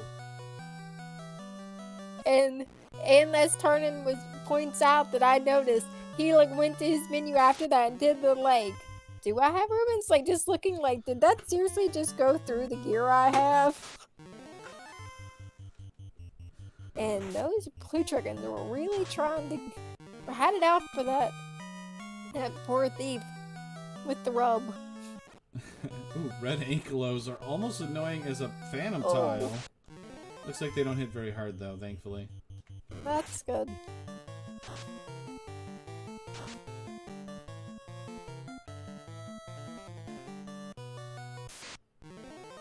So unfortunately, Devio, look at all these unrunnables he's having to do on Ice Cage, just slowing him down. Frost Dragons have been found. He's already had bad luck with them. Lordfizzlebeef's able to escape though. Uh-oh. Hi, Frost Dragons. Dual Frost Dragons on my screen. Neither player can get away from it. Oh, Fizzle's probably sighing a sigh of relief at this point. We're on Earth Cave. Got some Sarias.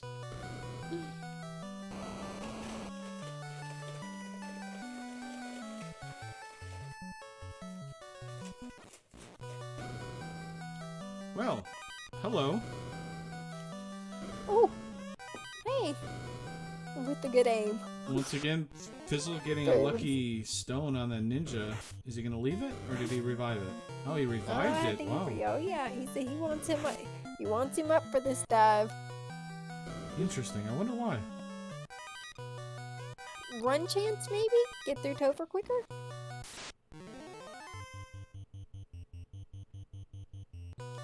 Hey, look at that. Turning in chat. I sound just like you. He wants that run chance in the turtle. Yeah, I mean, it makes sense. It's just... I mean, he's got levels on his other characters that he's not hurting for, so...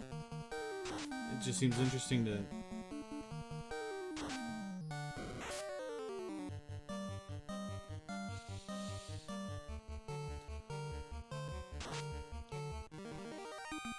Well, Dead is now dead again. Lich 2 is definitely a little beefier than Lich 1. But still goes down with relative ease. I mean, it is, but, like, he still has to heal it back up, doesn't he? If he's gonna make use of it.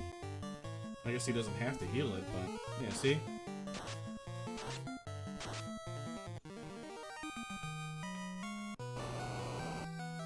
Blaze comes out for carry, too. Does a decent amount of chunk of damage on that Black Wizard. Big swing by the Masa for 216. Might be quad Xable. Nuclear, that's not good. Low, just low enough on the Red Wizard. The quad X doesn't come off. Uh-oh. Carrie's not playing nice. Is that a quad X? No, we're going to go fade again. 119. See you later. Yeah, Carrie was not friendly. And Carrie 2 was not friendly. On the left-hand side, Devio's finally made it out with that TNT. So, catching up, Devio still needs to find the element that is on the vampire floor, the room just before the vampire and Earth. And then he'll be in go mode. So that gives Devio the cube. But he still has to do the Earth into... It is adamant. Or not... Shoot. Yeah, the That is TNT. yeah. I'd also like to say thank you, Davey, for saying hi to the Hooray Dwarf. We've had a surprising lack of Hooray this seed. There really has been. Lordfizzlebeef apparently not appreciating the Hooray Dwarf or the Cope. Which I'd like to say, since when? Right? But Fizzle, Devio shame has on been. you. That's right. But Devio is the hero we needed. He is. Alright, so we gotta hope here that Kraken plays somewhat nice. We only have 3 life spells. 3 hits for 255. Fire 3 comes out. Big hit actually on that Black Mage. We've done about 300 to 400 on Kraken so far. Nuke comes out. Ooh, we're up to 800 almost. 900. That should be death? No. Round 3. Oh boy. Maybe a quad X? Kraken 2's putting up a fight. Really is. Bye, Dead. You did your job. Masa swing. There we go. We finally hit with all our spells. We hit with all our hits. Couple crits. Kraken's down.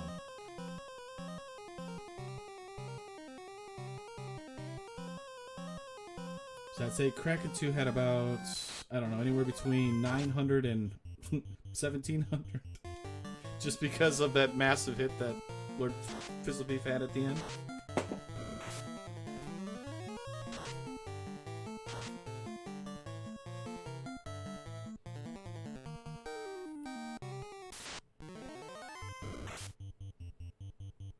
Oh, hello, Iron Goal. Unfortunately, we have to take it out.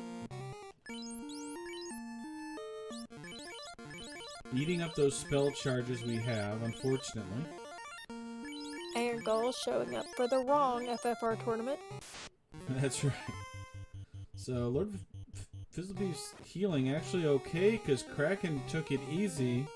We're down to 35. Let's see what Tiamat's got here.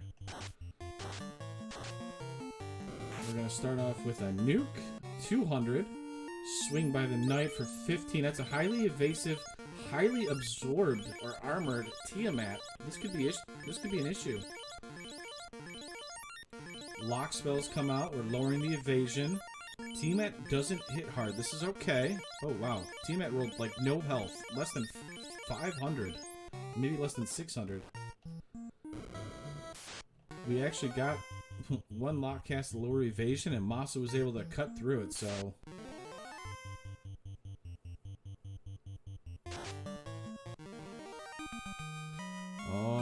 Ultimate Fiend. Will Lordfizzlebeef be able to take it home?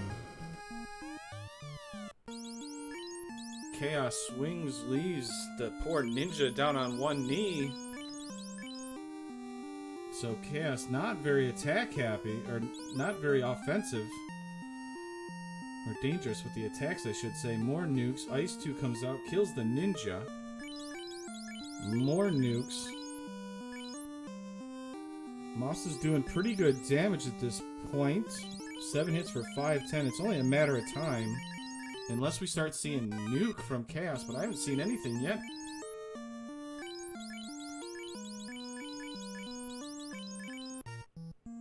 $755. Chaos is still up. He must have rolled very... Ooh, that was a big shot on the Red Wizard here.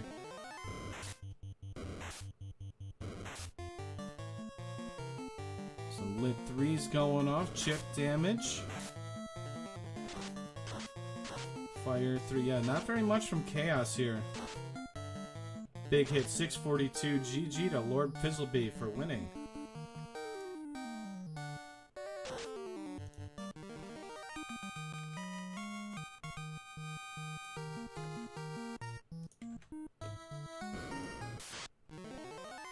So, well done by Lordfizzlebeef there. Danny, I gotta admit, the three-party system worked. Speed and power, like what he said. The Fiends weren't very attack-happy, and when they were, they didn't really, well, hit anything for any amount of damage.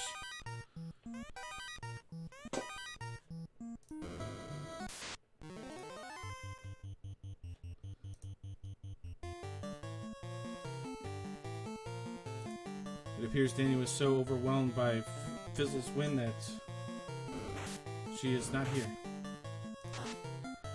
So, Devio is diving into Sky here.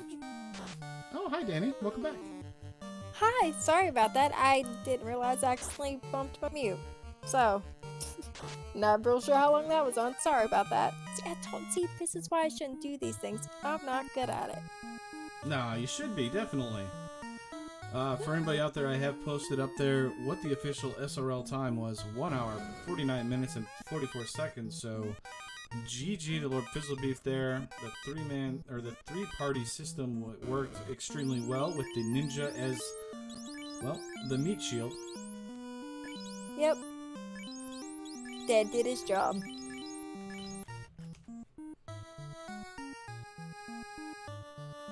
Said he was still looking for that one loose.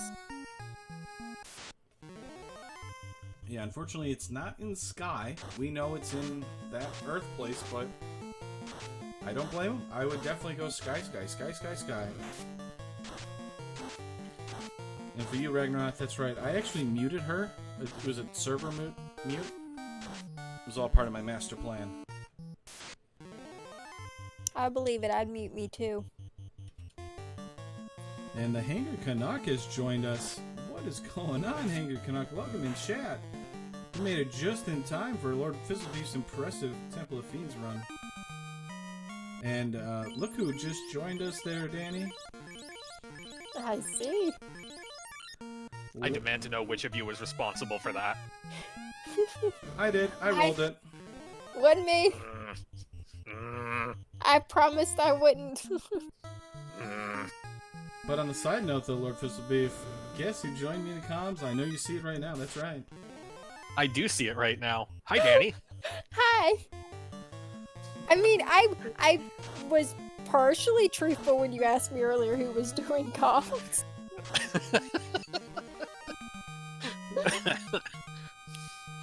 Not 2 seconds before you asked, I just told Dag we just decided to do it, and I was like, and we decided not to like tell anybody, and I was like, and then you was like, who's doing comms? It's like, does he somehow know? No, the hilarious thing was for a second there, I was just like, huh. I wonder if Dengwu was gonna do his own one-man show or something. I mean, he could. I mean, I was set up to do it, and then Danny's like, what if I joined you? How bad would this go? And I'm like, it can't go bad at all. The Woo and Wheels? No. There's no way that this could go badly. There is zero chance that could have gone wrong. I strongly beg to differ. Mm-hmm. And the fact that we were like, we're just gonna two-man this whole show. We're doing comms, tracking, restreaming. We're just gonna do everything and then just hope nothing goes awry. So, alright, Lordfizzlebeef, you made the early dive in the sea, you got that early ribbon, which said, hey, I might be able to survive those red Sahags. You go into Mermaids, you get the loose ruby, you get the, what was it, the power bonk in Mermaids? Yep. Mm-hmm. And we all asked, we're like, what do you do? Do you try and dive Krakenside, or do you go to, you know, the ruby turn-in? Obviously, you went on Krakenside. And you I was gonna say, I have 20 minutes of footage that clears that up. Well, yeah. Uh-huh. But, yeah, and lots of level 12s. You gained to level 12 many of times. So was there any consideration of actually leaving originally? Or were you just like, I'm here, let's just do it? I mean, kind of what's your mindset on that one? Priority number one is finding that second loose item, because at that point in the game, I didn't know if it was required or not. So at a minimum, I had to at least get the Sharknado floor and clear as much of that as I could. Priority number 2 is that, 400 wipes later, when I finally did like 2/3 of Sharknado floor, it was just like, it's gonna take me another 400 wipes to get back down there again. I'm only missing 4 chests. Kraken is not gating progression right now. And I've got this ruby sitting here that's essentially 2 key items. What if I just left?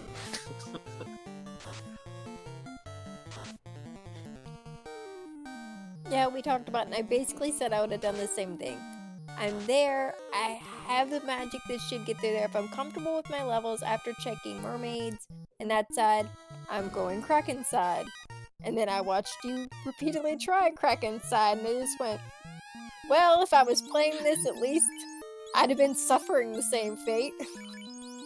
Ordinarily, I'm team hit your face against it until the heat death of the universe, because in theory, I had the tools to complete the job. The problem is that there were too many lethal things in there. There was the unrunnable Gershark Wizzahag party, that just would have been a resource drain. There was the Arsahags that could easily wipe me, that was awful.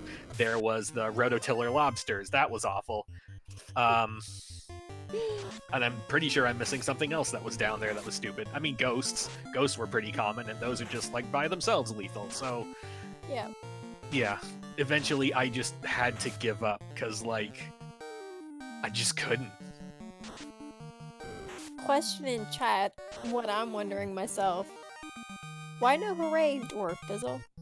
Was C so bad it just took all the joy out of this run for you and you just couldn't stomach a hooray? Because, like, every time you're in there, we're just like, but no hooray. You would not believe how badly C tilted me.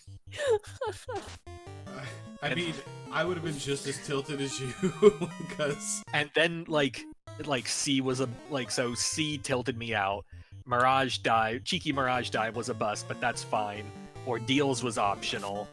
And, like, Ice was stupid. And, like, by the time I got back to, by the time I finally got back to Dwarf... Oh, and, like, the initial Marsh dive, because I was just like, haha, there's no way there will be a loose that is actually progression in Dwarves. I will get the head start on Marsh. Yeah, what a waste of 10 minutes that was. So that was the initial tilt, and then C just, like, drove me over the edge. So I gotta ask this. I mean, I understand it, because we said it throughout the whole broadcast. You're all about speed and power. You never bring a white mage. So no. You found the defense sword. You didn't walk it out. You found the white shirt. You didn't you didn't even use it. Or I mean, you didn't even take it. And life was level 5, accessible, but your right wizard is basically the only one who can cast it. Were you worried about not taking that, or were you just like, if it happens, whatever, let's go? So initially, when I first found the defense, I was just like, all right, this is a win condition. I should stop and pick it up. But as I was clearing armory, it dawned on me that I cared for nothing and no one, and my only goal in life was to find that stupid adamant. So the pathing with encounters to walk out of armory, I figured was going to be far less than just, like, reset, head back inside, and then just sprint downstairs. Just don't even care about the defense sword. And on a good day, I only care about the white shirt if I took the defense sword, so that was easy to forget. Between level 2 Nuke, level 3 Fade, level 4 Fast, Bonkers levels in Amaza, I was very, very confident in just dismantling Topher, when I eventually got there. Okay. I mean, that makes sense. I was like, you have a 3-party system, or, 3-party group, and you're really high level. I mean, you were in, I think, level 28 when you entered Temple of Fiends or this, so I mean, you're pretty high level there. So it's not bad. It's just, as long as nothing went crazy on you, you were fine, which that's what it did. And, I was like, well, maybe he walks out with the defense sword as a buffer just in case, because a deep wipe in Topher is a lot worse than having to walk out with a defense sword, but I will never question you. It's just, it was like kind of a head scratcher, It's true. It's the thing. I was 99% confident in my party's build at that point for a Topher dive. So I was willing to take that 1% chance and just save the frames here and there, because by this point, like I've been 100% clearing the game. I was pretty well convinced I was probably going to be going to like Keylock Marsh or something stupid. And because of my like 20 minutes spent like not doing anything in C, I was convinced I was like horrifyingly behind. So it's just like, nope, abandon everything. We got to go.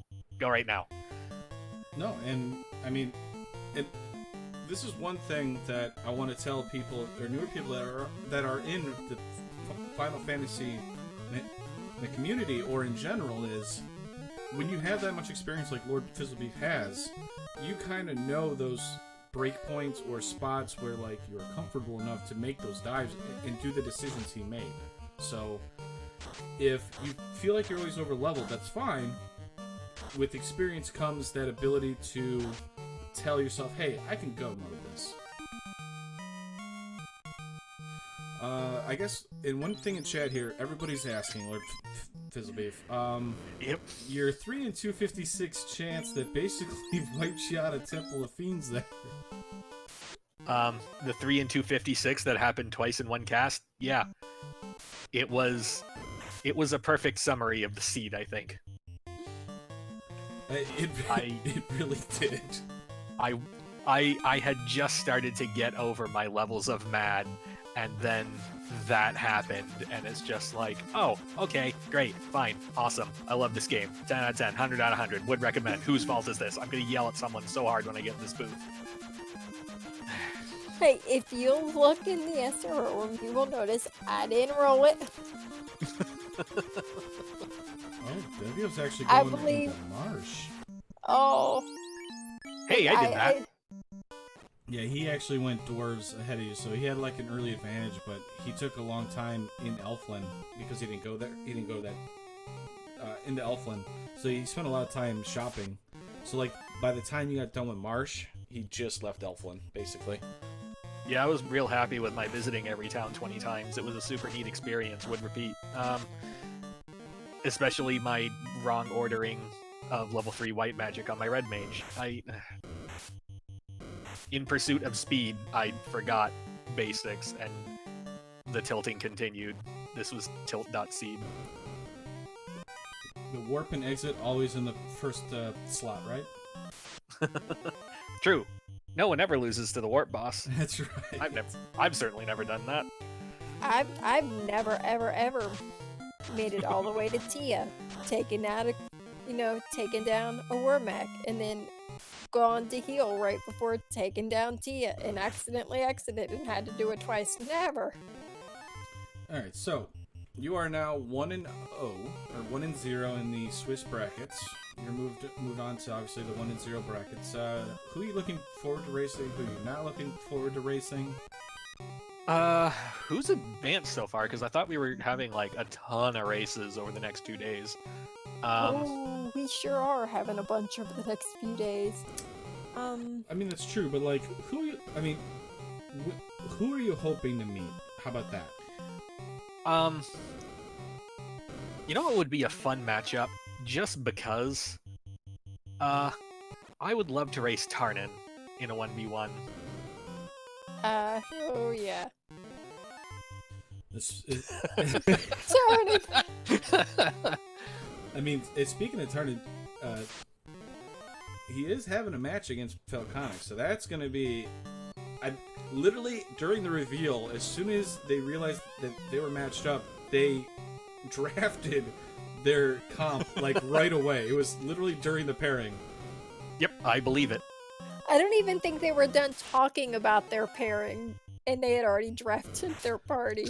And now I will say, I believe it's going to be the same party they ran last year, which was a lot of fun to watch. So it's going to be exciting to watch them to do that one. Fighter Thief none, if I'm correct, right? Yeah, and this time the thief actually has the fixes, so it's going to be interesting. There you go. Alright, so now that we found somebody that would be fun for you, I mean, obviously we know nobody really wants to take on the crab cakes and stuff like that, but who else are you looking out for? Like, who's your dark horse you don't want to run into? That is an interesting question. I mean, I hate to put you on the spot for this, but like, everybody's got a dark horse that they're watching out for.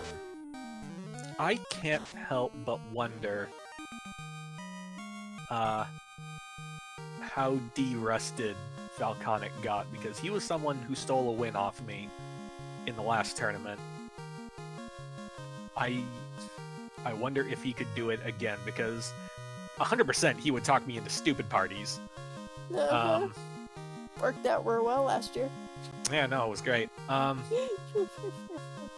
wonder how much he's been practicing. I feel like more than he has let on. In that Iron Gold match against Caleb, he actually looked pretty not rusted, if you want to say that. I mean, his menuing was, you know, a little rusty, but I mean, he still looked pretty good in a seed that was not very easy. Yeah.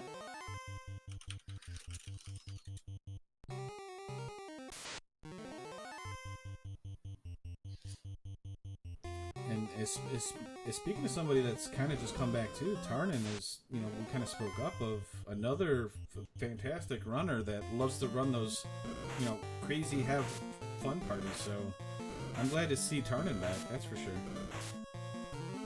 I know you guys are talking about like who you guys do and don't want to see, and like Falconic and everybody who's coming back after not playing a while. And I'm just like, I don't want to have to run into any of y'all. I get any of you guys in like a weekly matchup and just GG on your win, cause. So you're gonna join? You'll be fine. You're better than you think you are. I was gonna say, is she gonna join the competitive? I appreciate that, but. Is she gonna join the competitive forfeiting?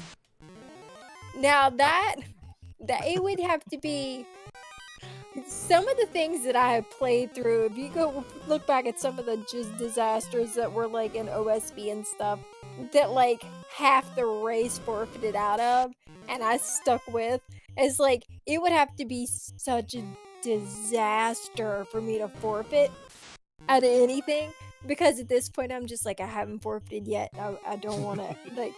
I'm too darn stubborn in my ways to be like, yeah, but I don't think I'm joining the competitive forfeiting club anytime soon, but that doesn't mean I'm gonna win anything. It just means I might lose, and if I do, I might lose along to the person in front of me finishes. So I gotta ask, because the Devio just picked it up, the Vorpal. You did find it in Marsh. Was there any thought of keeping it? I know it's not great at this percentage, but it can be usable if you don't want to check more chests, like in your speed and power mantra, if you want to call it. Right. Was there any thought of holding it, walking out, or were you just sold that no?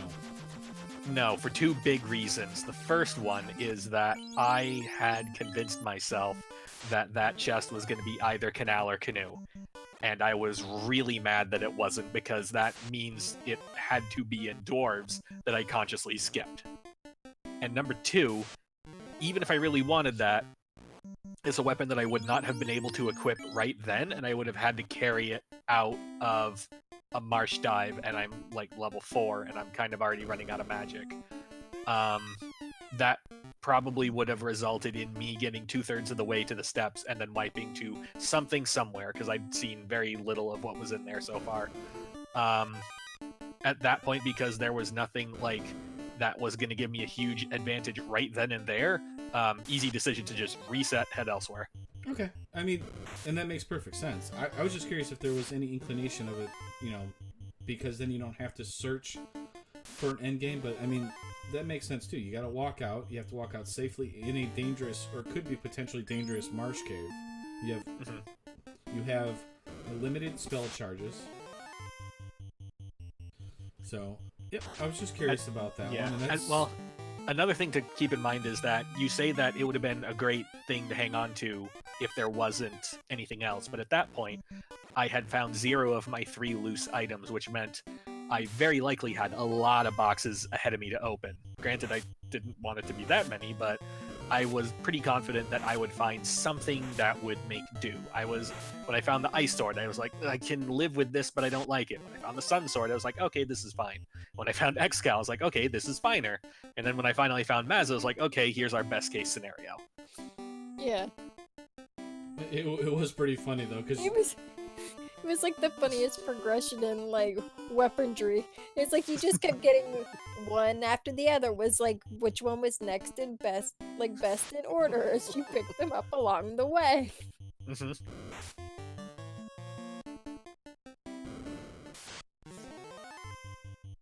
So Devio's about to get there. He's got to get to the vampire floor, and it's the room just before the vamp that has the loose adamant, which puts him in go mode. So he's getting there. He unfortunately wiped into ice, which kind of obviously cost him a lot of time against the winner, Lordfizzlebeef, and wasn't able to make up time. Unfortunately, wasn't able to get the warp charge because that was level 8, so wasn't able to get that black mage high enough to actually, kind of cut some time. But I think that ice wipe actually hurt him a lot. I mean, because once he got out of mermaids, he left instantly, and so he kind of took an early lead, but then that early lead once again wiped away because he wasn't able to the route good on the ship. So he took he took the southern way out of Onrak, and you took the northern way out. So you kind of made up a lot of time that way. And he obviously did the early Mirage play first. So he actually caught up to you because he went Mirage first, went to Onrak, and then was able to take that slight lead, but then you caught up to him and then passed him after that. Yeah, one of the real key things is knowing how to boat. Sure. And I know it sounds ridiculous to say it like that, but like knowing I'm at Onrak, what's the fastest route to Provoca? What's the fastest route to Canaria? What's the fastest route to Elfland? What's the fastest route to Mirage? And then, Mirage, what's the fastest route to Matoya? Stuff like that really, really shaves whole minutes off, because it's not just the steps needed to get there, it's all the garbage encounters along the way you have to deal with. Yeah. Like I said, it took me a long, I'm still not great on a boat. But for a very long time I was extremely, directionally challenged on the sea. It took a while to figure out, but once you realize just, how quickly you can get to certain places if you just go north instead of south, or east instead of west, it can cut out a lot of time.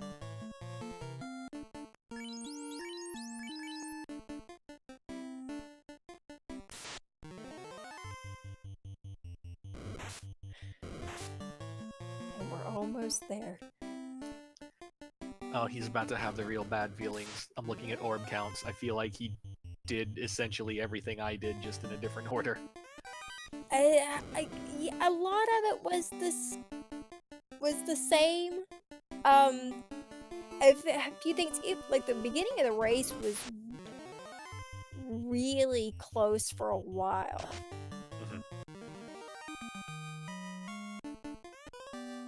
Yeah, I just had the thought in the back of my mind, pretty much since the time I finished Sky, that basically... Yep, there it is. that basically, if this is in Earth, and he bothered to go to Earth at some point, I'm dead. Because there is no recovery from this. So as you can see there, poor Devios. Hashtag Team Never Earth. Hashtag Never Earth, yeah. I mean, that was one of the things is anybody gonna make the cheeky Earth dive? Nobody's gonna do it. Nobody did it. So, of course, guess where that last loose is? Earth. I mean, I was right there with the rod. I could have done it, but I looked at my levels, I looked at my gear, I looked at my magic, and it was just like, I could do this, but with far too much effort and time spent. Like, I could just come back here when I'm in mid to high 20s and just rumble the place. Yeah. Unfortunately, Well, this is where my stupid loot was. And that's one of the things that, I mean, obviously, when you find the Titans, right, and you find the canoe there, you're like, well, I'm just getting the floater. There's no point going to Earth. and you went to start it, you got the rod, and I'm just like, does he make the cheeky play and just do Earth while he's there? Or do you just, get your floater and you do the incentive locations? And Danny's like, nah, you just do the incentive locations. I was like, yeah, that makes sense. But I also, while we got a little bit of time here, while Devio's diving down, for everybody that doesn't know, starting tomorrow, March 19th, we've got a bunch of runs or matches coming up. At what is it? 7 o'clock tomorrow. Yep. Fun starts at 7 tomorrow. Chaos Blue versus Sledge Calamity. That's going to be on Speed Gaming. We got Tardan versus Falconic. That's going to be at 7 o'clock also on Speed Gaming. We've got at 8 o'clock. We've got Cyrenus versus Ellie Gerbrap on Randomania 2. We got Ikman Maya versus El Markin on Randomania 3, and that's at 9 o'clock. 9 o'clock. Wow, math is hard, or time is hard. And then we've got Rebelfish versus Asher, and that's at 10 o'clock on Speed Gaming. And then to finish it out, we have Cute Kitsuki versus Jay Coper at 11:30 that night. So, what is that? 1, 2, 3, 4, 5? 6 matches? 5 matches? Yeah, I think that last one might have gotten added since last time even I looked at the schedule. It doesn't have a channel just yet. They might just be doing a multi-screen or something like that, but lots of races coming up. Last time I looked at it. Yeah. And we might all survive Friday and Saturday race crew bus Sunday, because Friday and Saturday are super packed. I think we have 8 or 9 races each day. Yikes. It's a good thing I don't work those days, so I'll help out as much as I can, and that's good for viewers of sorts. But it's a good thing for for our Final Fantasy YouTube, also along with Speed Gamings and Randomanias and RPG Limit Breaks, because that means you guys get to watch them back later on. It's like, I promise I'll find time to get to highlighting all those spots. That's right. Hurry up, Danny. Export them. Our viewers need content. Devio has entered Go mode after lighting all his orbs. Hooray! Ooh, 2 hoorays. Yeah, he was the real hooray. A real hero. He gave us the hooray dwarf we needed in this scene. Someone had to be happy, and it wasn't me. He even talked to Cope. He did. Couple times.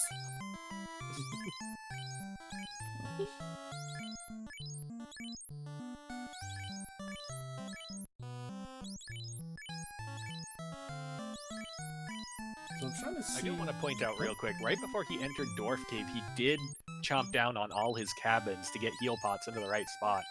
I'm liking some of the things I'm seeing. I think with practice, Devio would be really good. Yeah. So I actually talked to him, and I brought it up in the beginning. So Devio's actually been around. What he said is he's been around since 2017. He's been more of a lurker, kind of hanging out, and he's done a lot of background racing and stuff like that of the Final Fantasy Randomizer. But he actually plays a lot of the. Let me pull up his thing real quick, so I'm not, spouting nonsense. But he plays a lot of A Link to the Past Randomizer, so. Okay. That's I believe his main game is that, and then he plays a few of the Final Fantasy Randomizer on occasion.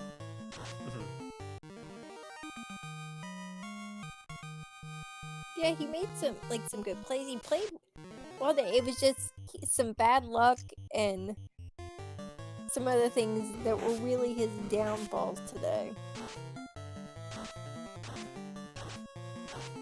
I hate gas dragons. Gas dragons, look away, Lordfizzlebeef, look away.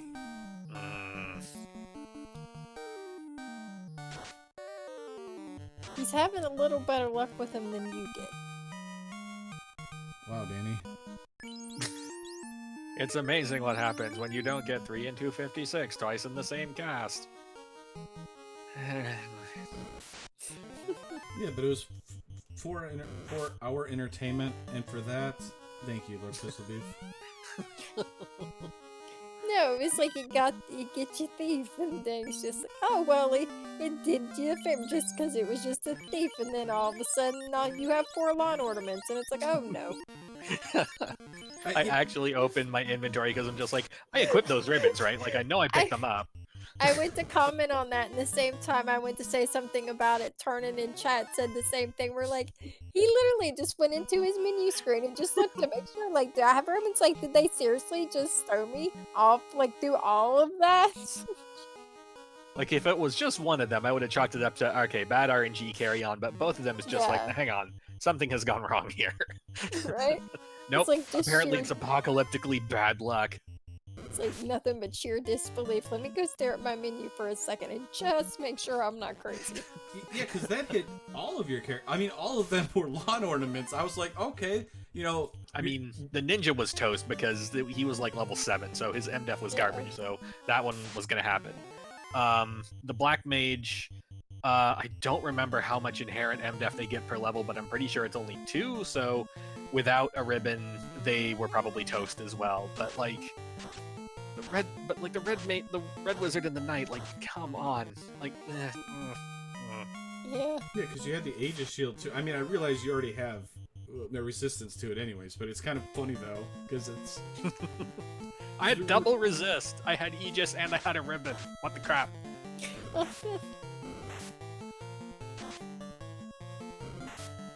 SDs, we're not messing around today. So, Greg LaPuff asking who the comms are taking on the spring tournament. Danny, you're taking on who was it again? I want to make sure I get this correct. Uriel Man X7 on a day. Friday. Yeah, I was gonna say you're taking on Friday, and I'm taking on High Spirits on Saturday. That's right, Saturday night. Go get him, Danny. Beat him up. I'm gonna try. Gonna try real hard. That's speed and power. Remember, speed and power. I normally do. I was taught pretty darn well. Best teacher ever. I mean, he seems to be doing pretty good. Anybody that's been taught by him has been doing pretty well. So, I mean, as the co-op champions, I mean, he must have done something well. Sensei Fizzle knows what he's talking about. Yep. Step 1, go. I will admit, though, for Fizzle, you probably should have taught Gregory not to team up with me for co-op, because he might have done a little bit better. And less tilted. I mean, at some point, someone I think was supposed to explain to you too that co-op is working together, not like an opposing tractor pull. Okay, now see, here's the thing. I'm looking at it differently. You're like, you should have taught him better, and then he would have... But the thing is, it's like, really, is your co-op team to benefit you guys or the rest of us who get to watch it? Because I can speak for a lot of people who have watched you guys play, especially on your own streams when you practice. It's a joy. And we are all better, and thank you for it. So Devio has made his way over to Carry 2. Carry 2, I mean, the one advantage is these fiends were not hitting very strong. I think your ninja, Lordfizzlebeef, was able to take a Chaos shot and a Tiamat shot, I believe. Yep. The ninja's armor was actually pretty good. I believe there was... It was either Flame or Ice armor, and then I think Flame or Ice shield. And then something else? Anyway, they had actually really good armor for a ninja, so I'm not surprised they were able to take at least one shot. The thing I was surprised about was just how many hit points Carry 2 had. That was a fight that I was expecting to be over in like 1 round, not like 3 or 4. No, although I will say one thing that brought joy back to my cold dead heart was getting to Lich 2 and disrespecting as always. And what does Lich 2 do? Reaches out and melees the one party member that he was capable of killing. It was pretty good too. Because I was talking about it, I was like, okay, he's not healing anything up, and that's going to waste the heal charge if anything kills that thief. And then Lich is just like, boom, and it crit and killed your ninja. And I was just like, oh, okay.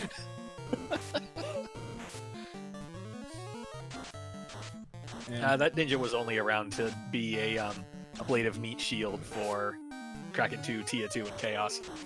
Yep, Dead did his job. Yep.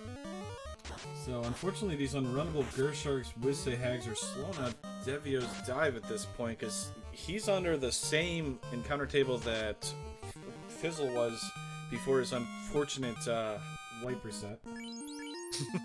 So we're getting to see all these unrunnables here. Yeah.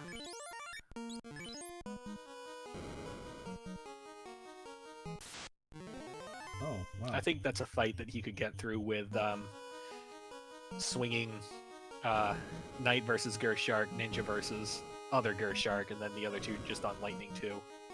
I think that's a one-roundable encounter with 2 melee. Yeah, especially with that ninja wearing a Masa, the knight wearing X-Cal. Yeah, those lobsters were not messing around though at all.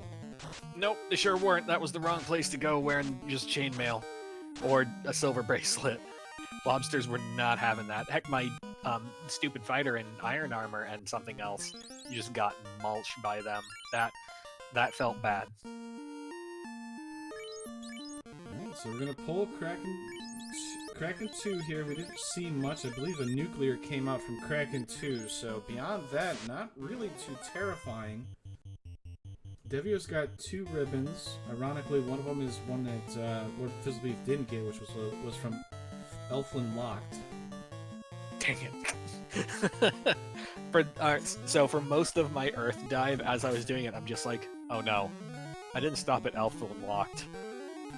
The Adamant's gonna be there, and I'm wasting my time full clearing Earth. This is the worst future. I'm gonna be super last.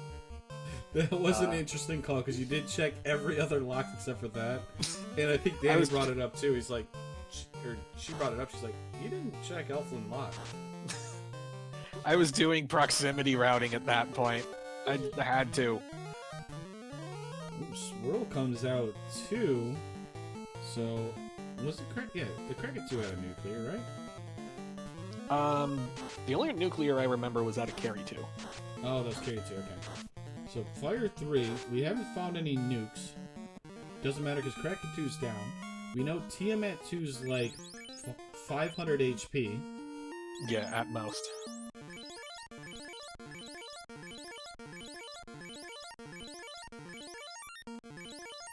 So, I mean, this is looking pretty good for Devio here to dive down and doing it. He's a little more protective of it. You know, he's doing the white shirts. He's doing at least one cast of a white shirt, one cast of a defense, just to kind of help ease himself.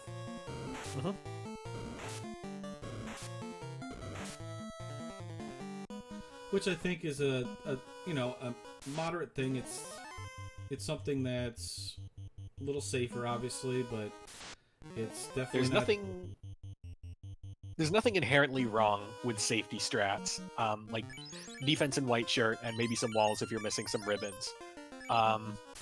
The one weakness of speed and power is that it has the tendency to just fling itself face first into bear traps, whereas, some defense and some white shirts would, get around, say, a Kraken 2 with a million hits that's melee happy, or a Tia 2 with, like, Stone Touch or something, deadly. So there's nothing inherently wrong with it, but I enjoy gambling all offense and then adapting as necessary after the results of my first swing.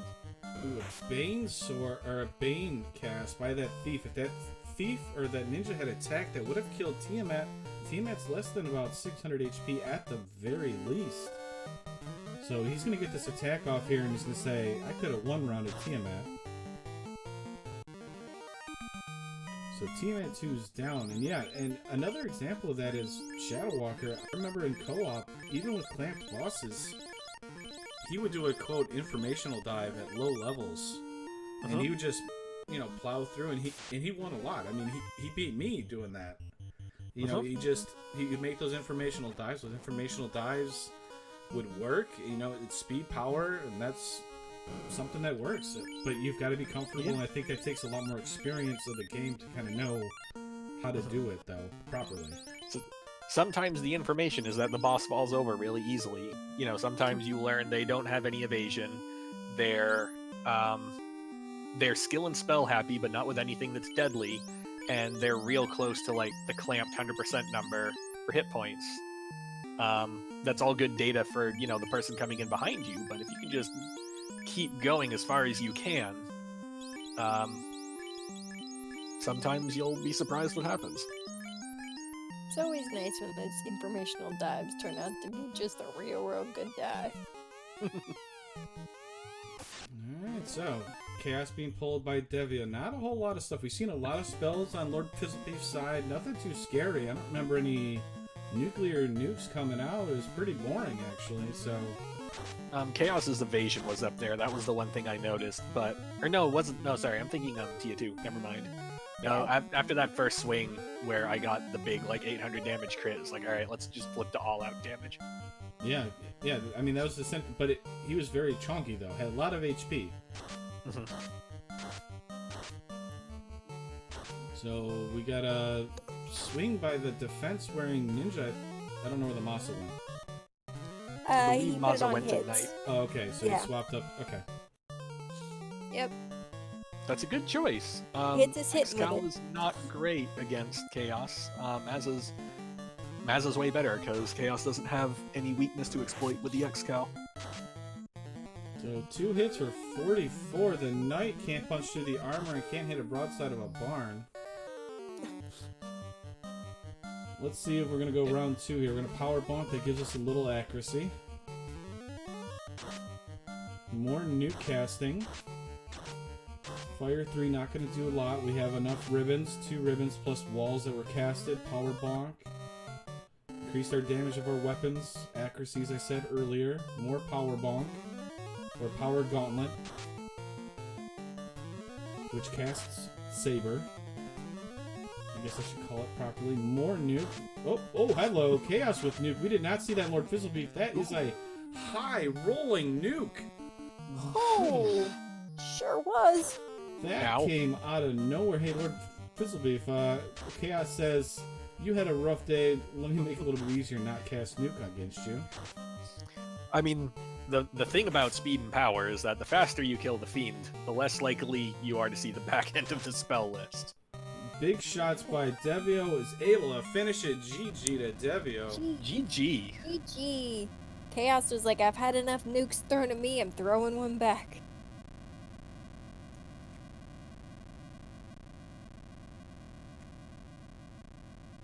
So GG to Devio here. I'm going to see if I can get him in here for an interview. And then I'm going to bring it over. I'm going to let you guys look at the timing for a little bit here. And then I'll bring it over to the Randomizer schedule.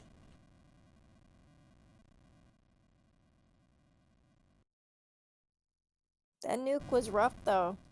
It took out runs, it took out hats, it turned nuke into a hat.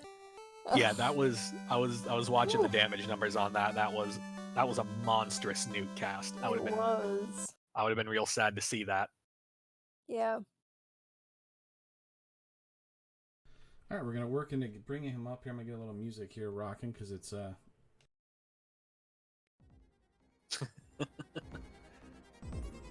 It was a little It's quiet alright, there. dang, I know I'm bad on comms. You don't have to drown me out with music. I'm aware. It's okay. I'm about to server mute you. I mean, what?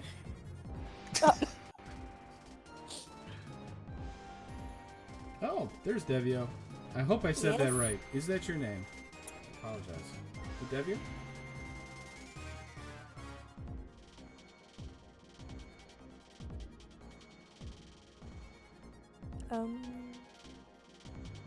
Well, welcome to the broadcast booth, Devio. I'm going to bring you over.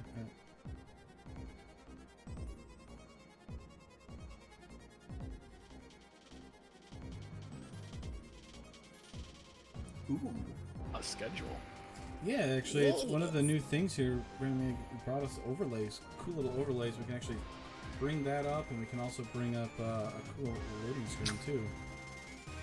You're being yelled at in chat. Dang, Will, your music's too loud.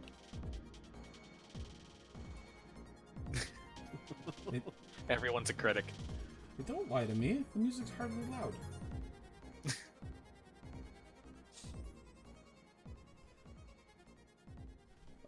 That's because Devio's not actually speaking at the moment, so I think we're having little mic issues, unfortunately. Old man Caleb can't hear us, unfortunately. Just a little, a little out of there, Caleb.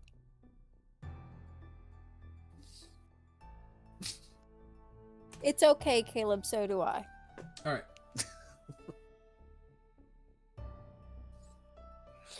Alright, so as we're trying to get that fixed here, Lordfizzlebeef, let me hear your final thoughts here, and then we'll start interviewing if we can get Devio's mic working.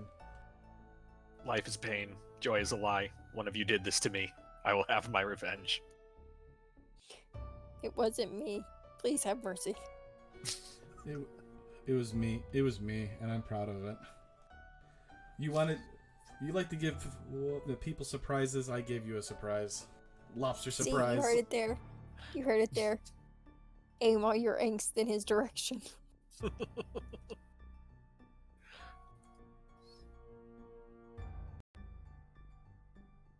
Alright.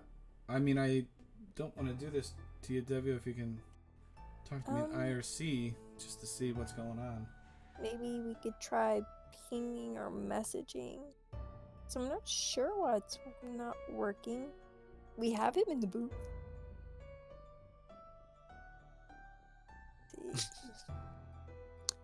Alright, well, this interview has not gone where we wanted to, unfortunately. We're trying, folks.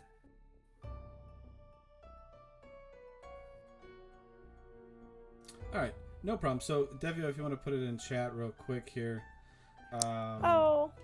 GG to sorry. you. I hope you enjoyed it, or I hope you enjoyed your first official race that I know of, at least in the Final Fantasy Randomizer. I guess first question I want to ask is, I don't even know what to ask him now. Danny, help me out here. I'm tossing you under the bus here at this point. Well, thanks. Appreciate it. No, just GG. It was, I'm good on you, dude. That seed was not easy, and you stuck with it, so well earned GG. Yeah. And your first FFR race. Even better. First FFR race, did a very nice job, actually. I will, say to watch it back there, whatever, just to see what Lordfizzlebeef does. He's a very good teacher there, for sure. Maybe, try. Caleb is yelling at us in chat to tell you to try again, that he monkeyed with the permissions, and you may be able to, it might work now.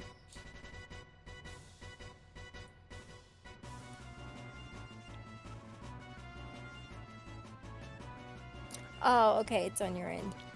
Say that or Caleb lied to us. Alright, well, on that note then, I don't mean to cut it short, but unfortunately I'm going to try and give Randomania back their thing here, and unfortunately it's hard to kind of give the interview like this. Thank you, Devio. I wish you the best of luck moving forward, and unfortunately you do move to the 0-1 bracket, but I mean, we've seen a lot of good stuff coming from you. I have to admit, for somebody who has not played a lot, that came from a Link to the Past randomizer and stuff like that, you are somebody that should be feared, especially when seeds are not as crazy as this one was. So yeah, he shows a lot of potential. I think it's gonna be good. Devio says it was an interesting seed. I say interesting is a $4 synonym for doo-doo.